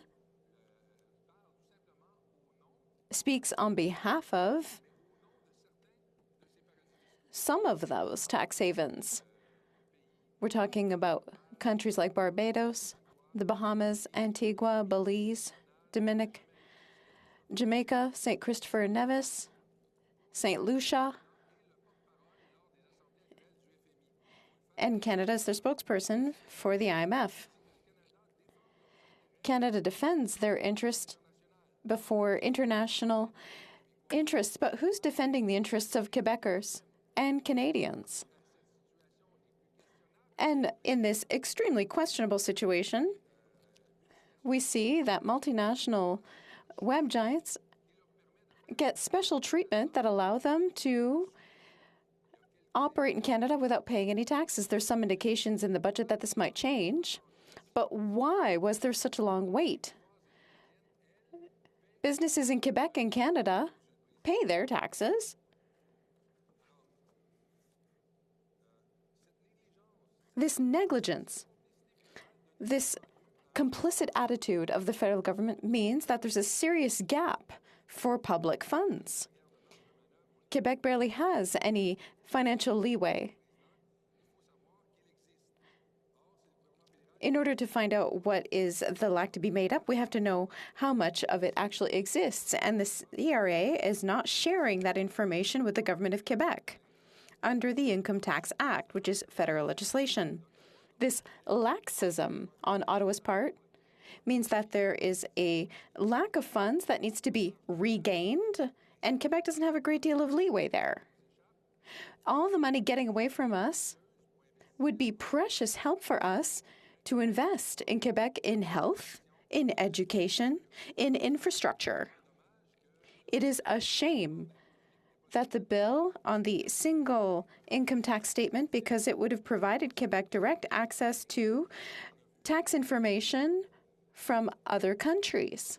And it would have been a good thing, because Revenu Québec is much more effective than the CRA for collecting funds hidden in tax havens. If Revenu Québec had been able to act just based on information from journalists, imagine what it could do if it were provided access to tax information from abroad. I have a certain number of solutions to propose. Change the Income Tax Act so that incomes from Canadian companies are repatriated from their subsidiaries. They would no longer be tax exempt if those incomes are earned in tax havens. We should review the notion so that money generated in shell companies is taxed in Canada. we're talking about empty shells that don't actually lead any real activities. And those taxes should be paid in Canada. We should force banks. Third action, banks and other federally regulated institutions should disclose in their annual reports a list of their foreign subsidiaries and the amount of tax they would have been subject to if their income had been generated in Canada. In 2019, 6 Bay Street banks had record profits of $46 billion. That's a 50% increase. Compared to what they had made 5 years ago. In 2020, in spite of the pandemic, they made $41 billion. Even though their profits are going up, their tax contribution is going down. And we can presume that it's because of their investments in tax havens. And when it comes to digital multinationals, whose businesses don't depend on a physical presence, they should be taxed on where they operate rather than where they live or are incorporated. There should be a global registry of the real beneficiaries of shell companies to fight tax evasion more effectively. And finally, last point, we should take advantage of the global public finance crisis created by the pandemic to launch a vigorous offensive against tax havens at the OECD, with the aim of eradicating them. Thank you, Mr. Speaker. Alors, questions et commentaires? Questions and comments. Comments? La députée de Saint-Jean. The Honourable Member for Saint-Jean. Thank you, Mr. Speaker, and I'd like to thank my colleague from Ottawa for his inspiring speech. I would like to hear what he has to say about tax evasion. The Minister of National Revenue insists they've invested $1 billion in fighting tax evasion. And we see that the results aren't great. What does that send as a message about the government's real willingness to not protect companies that are using tax havens when it seems that they're getting away with it through regulation? The Honourable Member from Ottawa. Thank you, Mr. Speaker. That's a great point from my colleague for Saint-Jean. It's very relevant because the government insists they want to fight tax evasion and tax avoidance. Significant amounts have been invested with lackluster results. Well, we should no longer legalize what was made legal through regulation. That would be the first gesture. Just change the regulation that led to Canada becoming complicit with 23 tax havens. Just the regulations, without parliamentarians being able to, in the House of Commons, being able to say what they had to think about that. There was a little meeting between a council of ministers, and they tried to hide this in a document for it to go through. I think that would be the first thing to do, the first real gesture that would help to avoid tax avoidance. The Honourable Member for Calgary, Rocky Ridge. Thank you, Mr. Speaker. And the government has a tendency to measure its success in any matter of public policy by how much money it spends on it. And of course, it's not a matter of what you spend; it's a matter of what actual results you achieve. In the last Parliament, the Auditor General remarked on the government's expenditures in the area of combating tax evasion really did not bring in anywhere near the amount of money that they promised or claimed that it would. So, would the member like to comment on the rhetoric that we hear about money spent on fixing a problem versus actually addressing a problem? La députée de Montarville. The Honourable Member from Montarville. Une question complémentaire. It seems that it's a question that's a compliment to my colleague for Saint-Jean. As I just mentioned, the first real thing to do would be to change the regulation that basically legalized the use of 23 different tax havens for Canadian businesses. That means that we are literally complicit in tax havens rather than fighting them. And one can brag about investing $1 billion. The results that we've observed simply don't justify those investments. But another point I'd like to raise, is that the Biden administration wants to set a minimum tax level around the world, but that would require the unanimous agreement of OECD countries. Would Canada be part of the countries who, like the United States, want to end tax havens, or will it continue to be the spokesperson for tax havens instead? That's a question that the government should address. Questions and comments. Rosemont Lapetite-Patrie. The Honourable Member for Rosemont Lapetite-Patrie. Merci beaucoup, Monsieur le Président. Je remercie Thank you very much, Mr. Speaker. I'd like to congratulate my colleague from Montarville for his initiative. We don't always agree on every issue, but on this one, we agree entirely. The NDP has been looking at tax havens for years. Like the member for Saint-Jean, if I remember, Alain Deneau wrote a book on this very subject and described that the problem is that basically money's being stolen for public funds, but it's being organized by the government. The Minister of Revenue can insist that there's more inspectors, but when it's legal to steal from the bank, it doesn't change anything. It's like hiring security guards when stealing from the bank is quite legal. This is hypocrisy. The member from Montarville. We can't speak from both sides of one's mouth. We can't, on the one hand, say we're fighting tax evasion and then, on the other, allowing this to happen. And yet, that's exactly what the government has done. Under the Liberal government of Jacques Chrétien, under the Conservative government of Stephen Harper, and that's what's still going on under the current government, directed by the current Prime Minister. We will never be able to end this practice unless we're serious about it. And we're going to have to take the bull by the horns and not just say, oh, we're investing so many billions and millions of dollars. My colleague for Saint-Jean was saying that a simple regulatory change would resolve a good part of this problem. It's just one stroke of the pen. Debate. The Honourable Member for Kingston and the Islands. Thank you very much, Mr. Speaker, and I appreciate the opportunity to take part in today's debate on motion M69. Shutting down tax evasion and avoidance are major priorities for the government, Mr. Speaker, and it is a priority that we have made and been able to take great strides in advancing. It is only in its execution that motion M69 would raise concerns. Canadians expect and deserve a tax system that is fair and effective in supporting their highest priorities. Canadian businesses should pay their fair share of taxes, but they should also be able to compete on a fair and equal footing with their international counterparts so that they can grow and create jobs and indeed pay taxes here in Canada. And it is in this regard that the deficiencies of this motion are most apparent. It includes elements that are poorly targeted at achieving their desired results and that could carry negative consequences for businesses and taxpayers.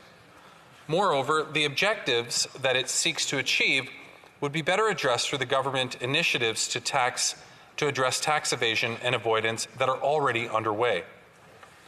I'd like to discuss some of the consequences of M69, Mr. Speaker.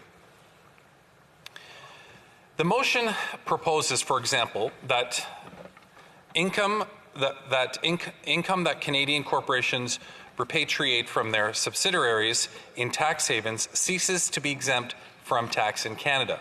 In short, it would change what is known as the exempt surplus treatment within the income tax.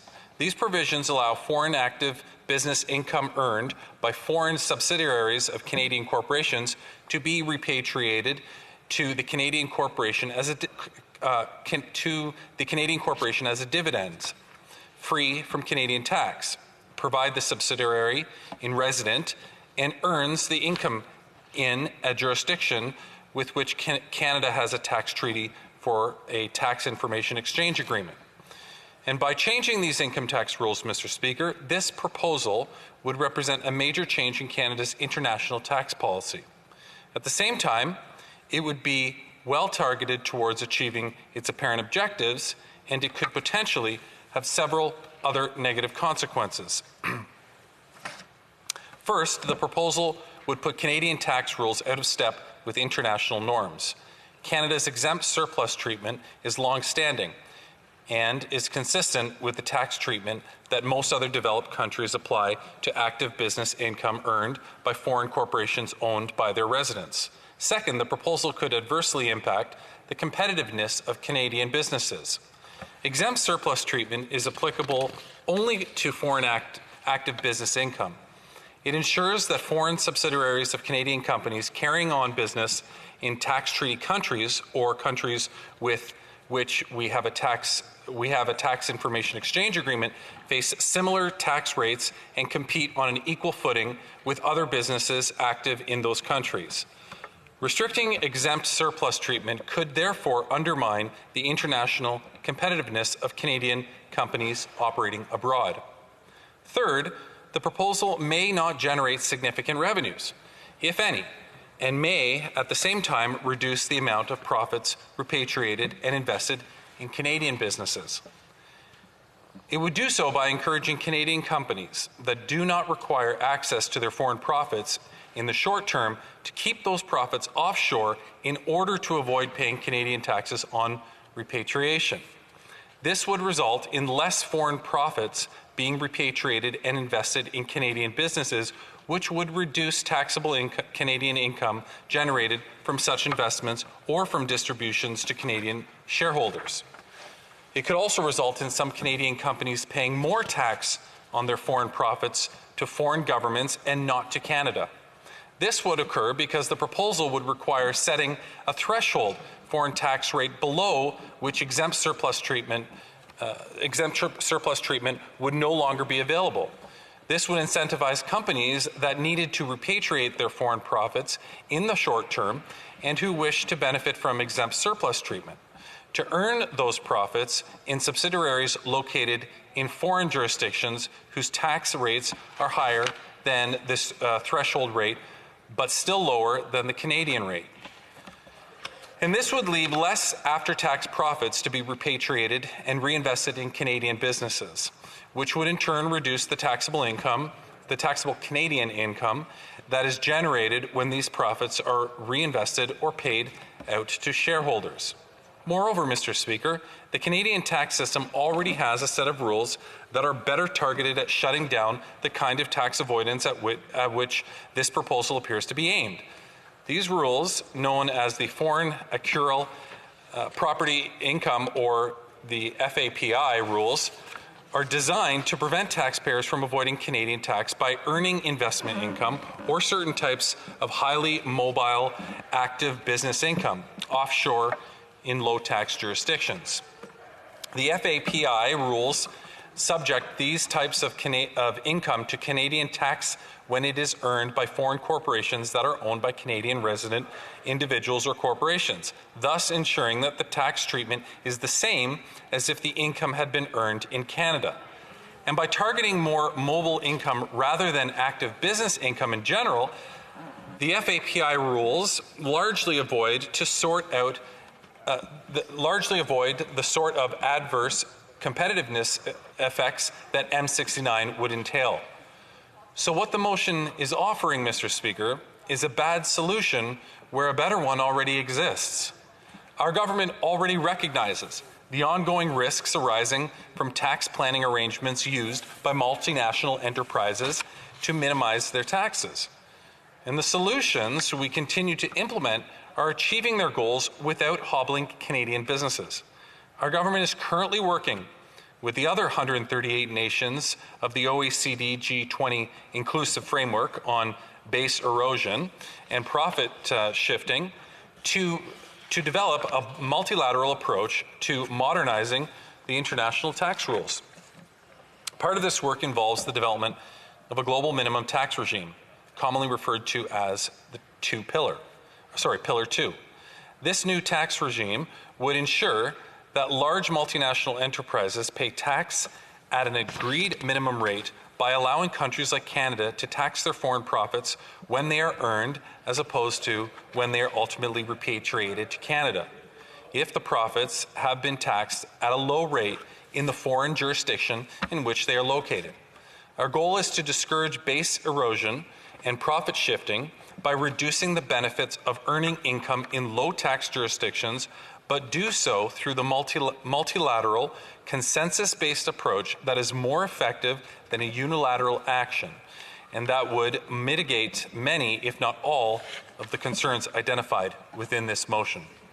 So in conclusion, Mr. Speaker, I have expended my allotted time addressing the serious problems related to just one element of this motion. And these should be enough to give honourable members pause about supporting this motion. Should this debate continue, I would be pleased to present many more. In the interim, I would like to thank you, Mr. Speaker, for the opportunity to make the government's position clear. Thank you.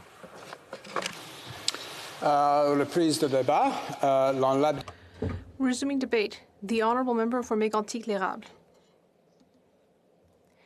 Thank you very much, Mr. Speaker. I'd like to thank my colleague for Montarville. Now, it's interesting that he's asking for support from his colleagues in this House while at the same time reproaching the Conservatives for their previous actions on tax evasion. But here, once again, we have a chance to show Canadians that Conservatives, as everyone knows, are determined to fight tax evasion. It's important to have fairness at every level of the tax system. Those who illegally avoid paying taxes should not be able to get rich off the backs of honest, hardworking Canadians.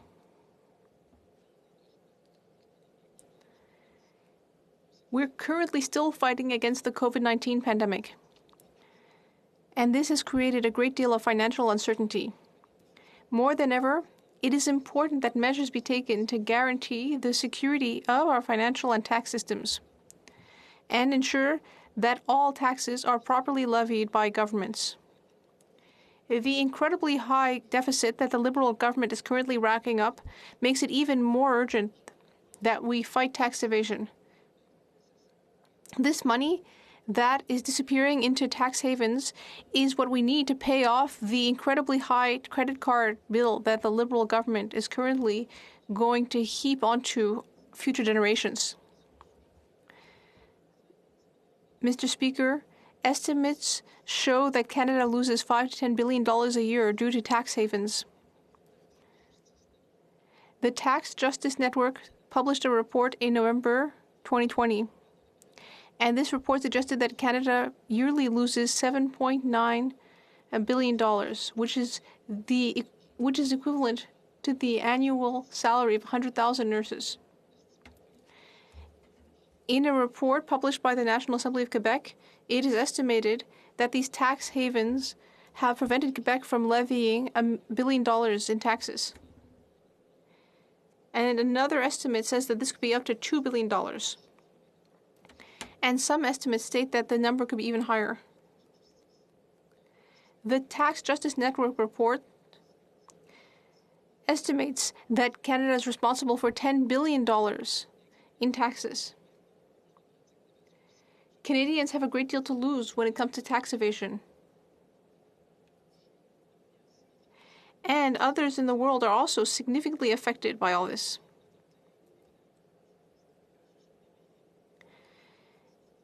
The poorest countries are often the ones that suffer from these tax evasion practices. Between 2014 and 2020, Canadian courts have convicted around 200 people for tax evasion. No one knows whether that's a lot or a little. These individuals had hidden up to $118 million of federal tax dollars.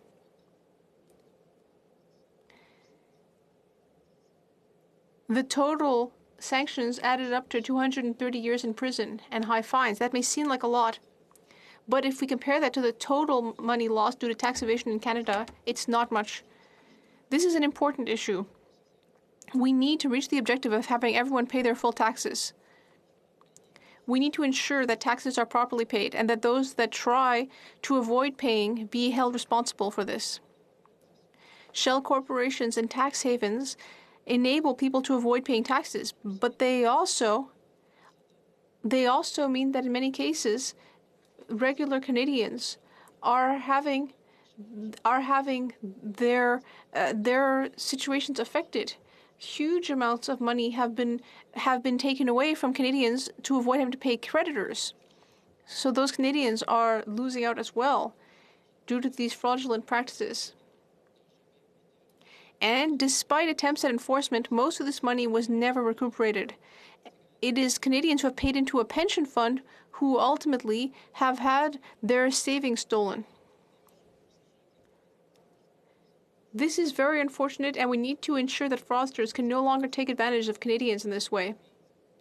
For the Conservative Party, it is clear that individuals and businesses need to pay their fair share. Tax evasion has major social and economic effects. It is unacceptable to watch these huge corporations and rich individuals making fun of the Canadian tax system and making a mockery of the efforts that are made by most Canadians to pay taxes. This makes inequality worse, and the real victims are consumers, small businesses, and the economy in general. The Conservative Party of Canada has a solid record on fighting tax evasion and fighting tax havens.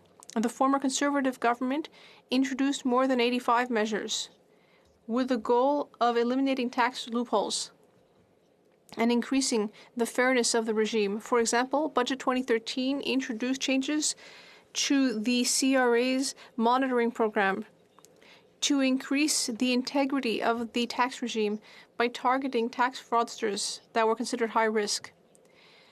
These changes led to an increase in annual revenues of $1.5 billion. The late Minister of Finance, Jim Flaherty, announced an anti-tax haven initiative in the 2007 budget. He said that when multinationals use these tax loopholes, Canadian taxpayers end up indirectly subsidizing their international operations. We want to improve the fairness of our tax system and put taxpayers' money to better use.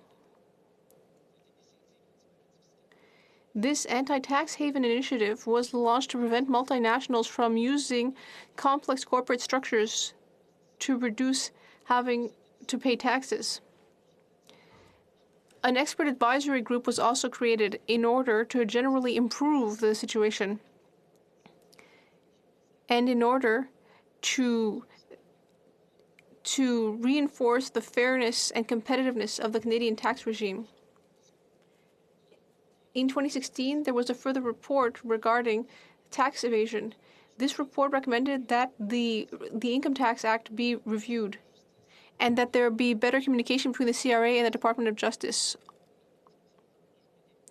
on tax evasion prosecutions. The Conservative Party has always stood firm on this issue in order to protect Canadians and increase their prosperity. We will always work in that direction, but there is still a long way to go. The 2009 report produced by the CRA revealed that 25% of respondents thought that there was more of an advantage than a risk to try to engage in tax evasion. Many thought that their evasive actions would never be discovered and that it wasn't so bad to try to avoid paying taxes. That poll shows that we still have a long way to go to fight tax evasion. We need to send a clear message. Now, on M69, I would say to my honourable colleague that one needs to be very careful when legislating on these topics and that some parts of his motion deserve further reflection. But that level of detailed consideration should be reserved for a later date, because right now we are in crisis and we need to ensure that all taxes that are due to the Canadian government are properly paid. Anything less would be wrong. I hope that my colleague will be able to delve into these questions further when there is an in-depth study of tax evasion at the Finance Committee. Our party has a clear roadmap on the fight to end tax evasion. We will always defend Canadians' best interests from coast to coast to coast. In conclusion, Mr. Speaker, our party will support this motion and have it in the hope of having it studied at committee. It is always hard to fight tax evasion because those who practice it have huge amounts of resources which they use to try to avoid paying their fair share. Parliamentarians need to send a clear message. These practices are unfair and wrong, and they should not be tolerated. Thank you, Mr. Speaker. Resuming debate. The Honourable Member for Rosemont-la-Petite-Patrie.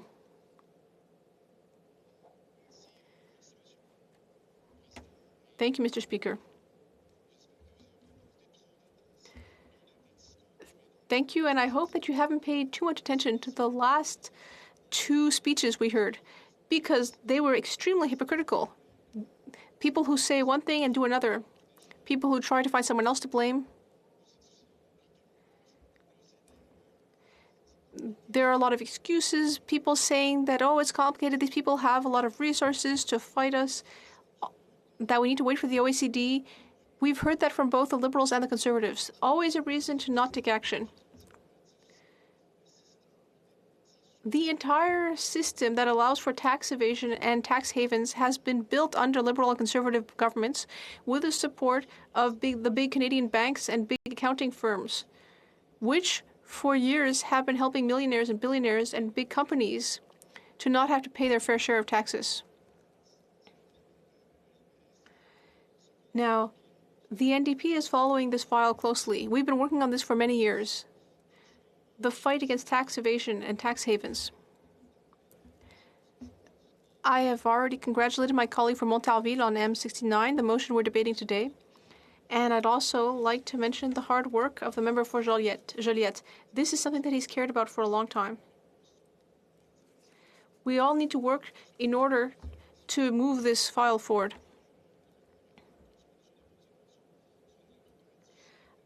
I previously tabled the motion on this topic before the 2019 election in the previous parliament.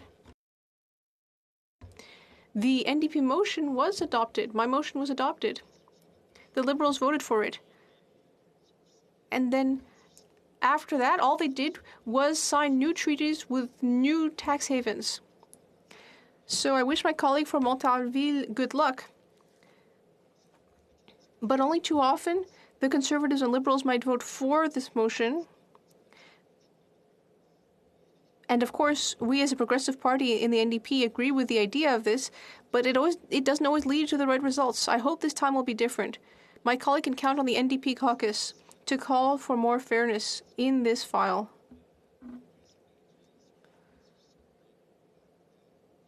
The principle of tax havens isn't particularly complicated. As several colleagues have mentioned before, an author called Alain Duneau, who I respect a great deal, published a book called Legalized Fraud. Of course, we need to fight against illegal actions, but the real problem here is that a great deal of the use of tax havens is actually illegal, given the treaties that we've been signing for years. Now, the idea of avoiding double taxation, the idea that you can't impose taxes on the same revenue or profits twice, I'll give an example. If we have an agreement with Barbados, for example, which is the first tax haven that Canada signed an agreement with, which I believe dates back to 1980, well, if people hold their profits in Barbados and they're only paying 1% of taxes on it, well then, once they come back and repatriate to Canada, they say, well, I've already paid taxes on this. I can't be charged taxes again on the same income. Even though there must be a much higher tax rate here, 15-30% or higher, well, they can't be doubly taxed.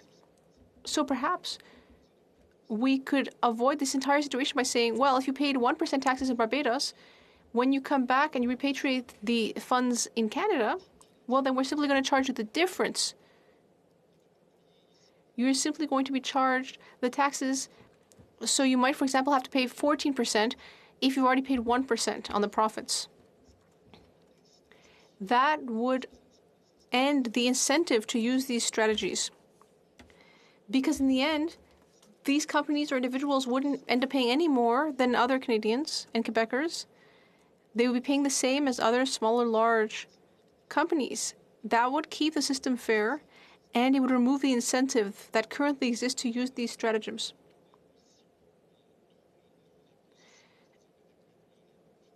Because currently it's not a matter of non-double taxation, it's rather double non-taxation, because ultimately these people aren't paying taxes anywhere.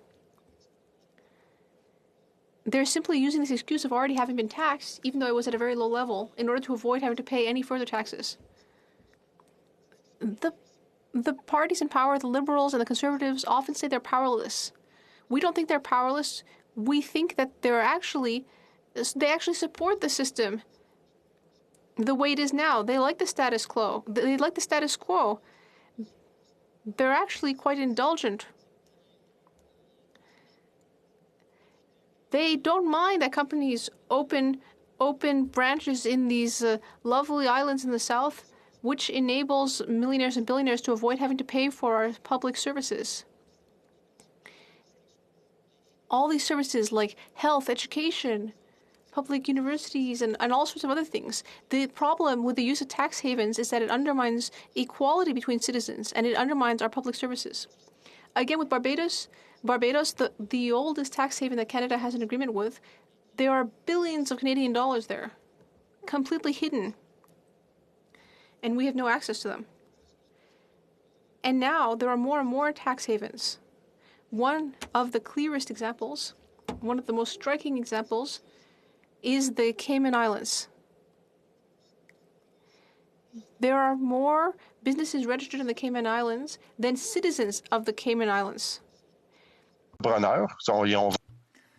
that means that, these people are very good at having companies because they have 2 to 3 each, or else they have a P.O. box where, companies pretend that they have their headquarters. There are entire buildings where there are just postal office boxes so that people can base their companies there. But all of these schemes are well known. And governments just haven't done anything at all in the past years. And this has a big consequence, particularly during a pandemic when we need to invest a lot of money to fight COVID-19. And also to ensure that we can have an economic recovery that is safe and green and fair and that will fight climate change. We have a real opportunity here to do things differently. And in a time like this, government spending is considerable, which is normal. But then they might have to start thinking, oh, well, we're going to have to cut back because we're living beyond our means. So that's when you start having austerity measures, cutting public services, cutting services to families, seniors, students. And that's not at all the road that we want to go down. If you look just at government spending, thank you, Mr. Speaker, and you don't look at revenue, that's a problem. As a progressive party, the NDP thinks that a lot of the revenue that we can be getting comes from tackling tax havens. And we need to take that opportunity. Even the Minister of Finance a few years ago said that said that we would lose $16 billion a year in tax havens. And that was a very conservative estimate. The Conference Board of Canada actually talked about more than $90 billion. And the Conference Board of Canada is not exactly a socialist institution. And they're not trying to, milk the rich. But they said, $90 billion. So I think we all need to take this opportunity to say, that's enough. We're going to do something about this. I know there are a lot of things that can be done that might be done better if we do it multilaterally with our OECD partners, and that's a good idea. But most of Canada's tax agreements are bilateral agreements. So, they're between Canada and one other country. So we don't need to wait for the UN or the OECD to take action. If they do so, that's great, and we'll work with them. But we can do quite a lot of things on our own that will bring in more revenue. It will be more fair for our companies who do pay their fair share of taxes. And we at the NDP think that we also need to take other measures to get more revenue. For example, additional taxes on those who have excessive wealth. We need to tax the web giants like Amazon and Netflix. The PBO said it could bring in $8 billion if we just tax the excessive profits of those companies in the short term. And we need to take those opportunities, Mr. Speaker. So we're proud to support Motion M69. It's a step in the right direction, but there's still a lot more that we could do for more tax fairness. And we have a lot of good ideas at the NDP. The honourable member for Kingston and the Islands rising on a point of order. Right. Mr. Speaker, I believe if you seek it, you'll find unanimous consent to put the question on Bill S3 at second reading. Are there any members opposed to the proposition by the member for Kingston and the Islands that he put this proposition forward, I should say? Hearing none, members have heard the terms of the motion. Is it the pleasure of the House to adopt it? Again, hearing no objections, I declare the motion carried. The Honourable. We'll go to that now.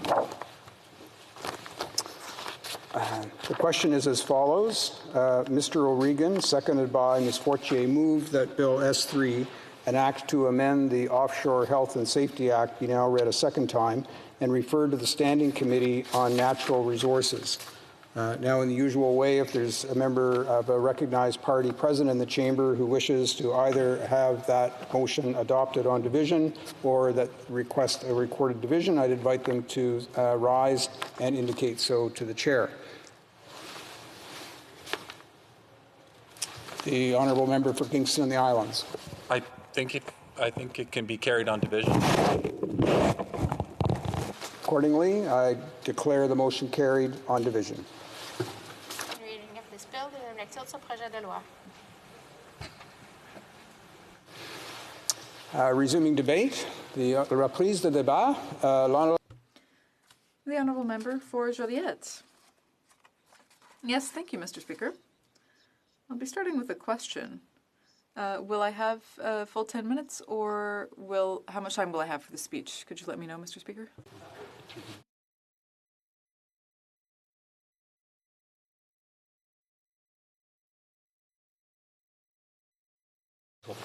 Je m'excuse. I apologize.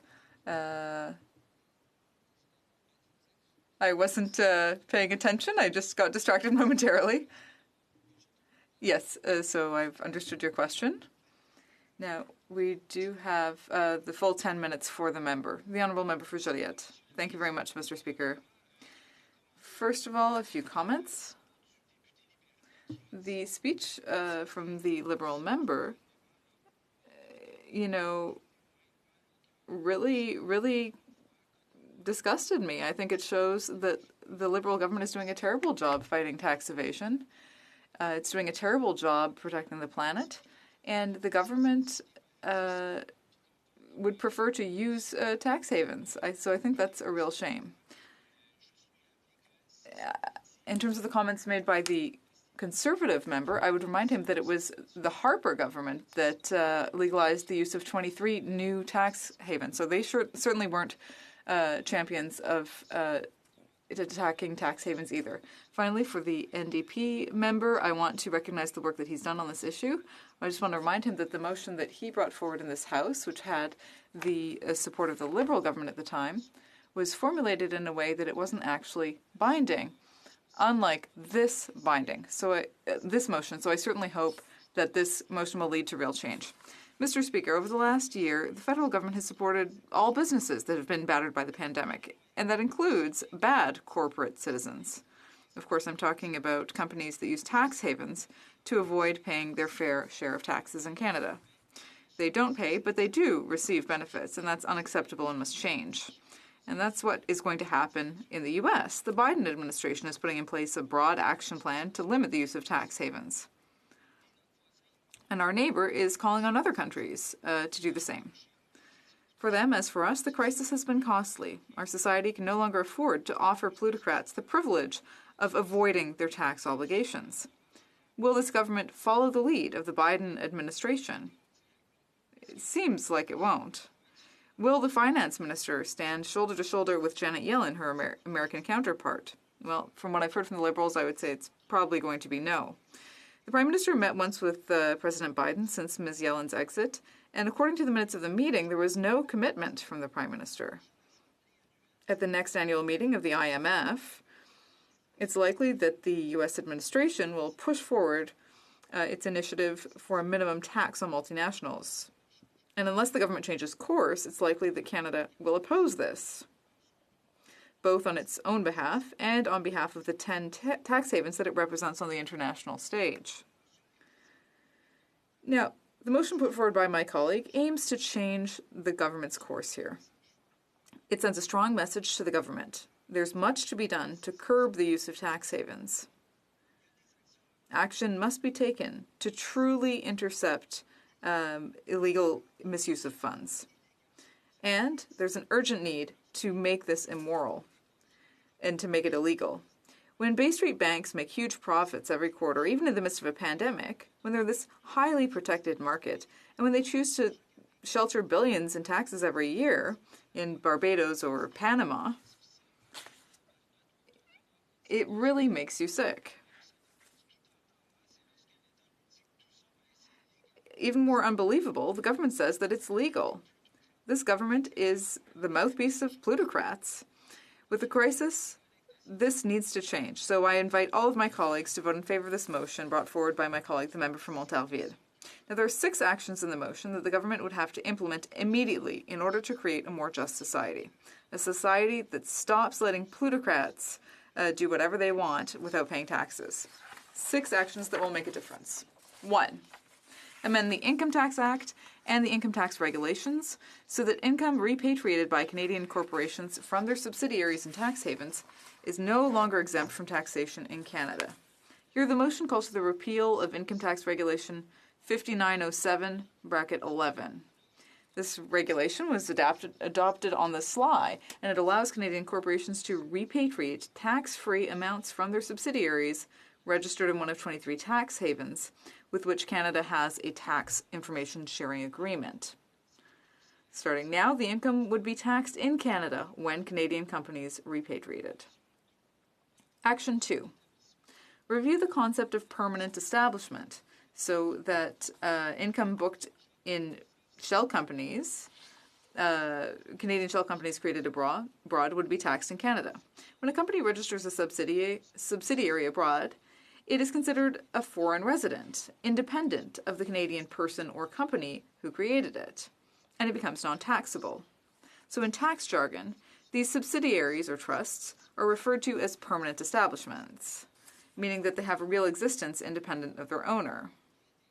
But in many cases, they're actually just shell companies with no real operations, so there's no reason to treat them differently from any other bank account and exempting the income that they generate from taxation. Action 3. Force banks and other federally regulated financial institutions to disclose in their annual reports a list of their foreign subsidiaries and the amount of tax that they would have been subject to if their income had been made in Canada. For years this was required, and we need to restore that measure. Restoring transparency could be done with a simple directive from the Superintendent of Financial Institutions. It's a very simple step that could be taken quickly because it requires no international negotiations or any legislative or regulatory changes. In 2019, the Big Six Bay Street banks made record profits worth $46 billion. That's 50% more than 5 years before. Even during the pandemic, they made $41 billion. But even though their profits are increasing, their tax contribution is going down because they're making most of their profitable activities in tax havens, where their assets continually increase. So unless the door to tax havens is fully closed, consumers would be able to make informed choices about their financial institutions, and taxpayers would be able to better judge whether the banks deserve government support. Action 4. Review the tax regime for digital multinationals whose business does not depend on a physical presence, so that they can be taxed based on where they operate rather than where they reside. Now, there are 2 pieces of good news in this regard in the budget. First, the government will finally begin charging GST for services sold by digital multinationals starting July 1st.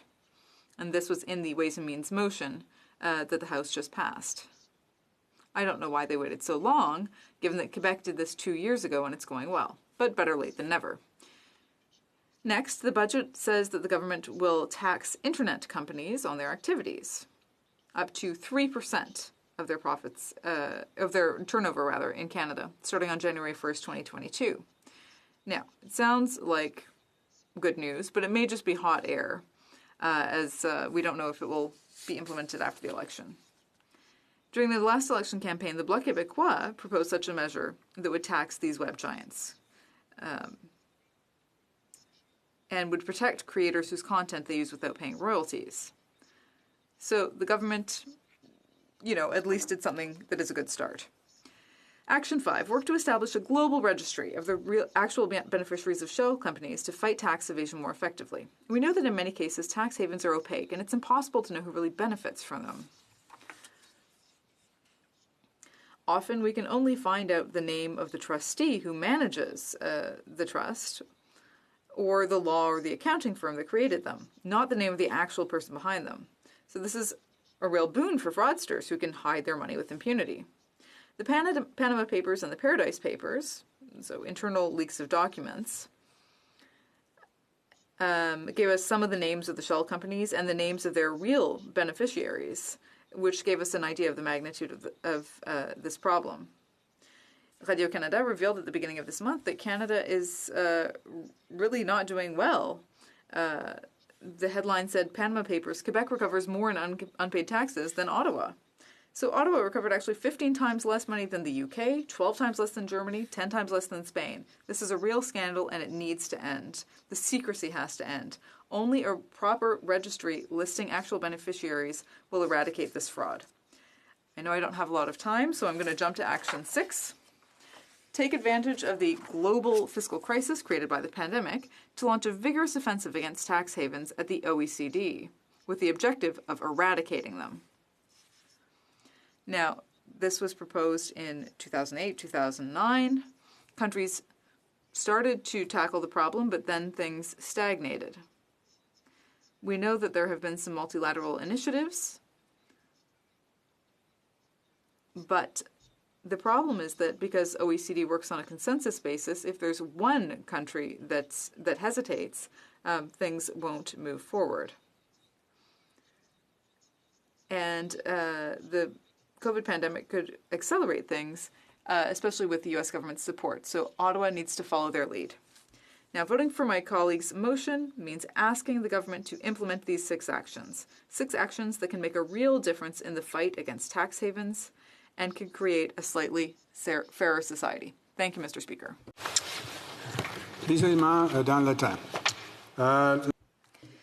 The time provided for private members' business has now expired, and the order is dropped to the bottom of the order of precedence on the order paper.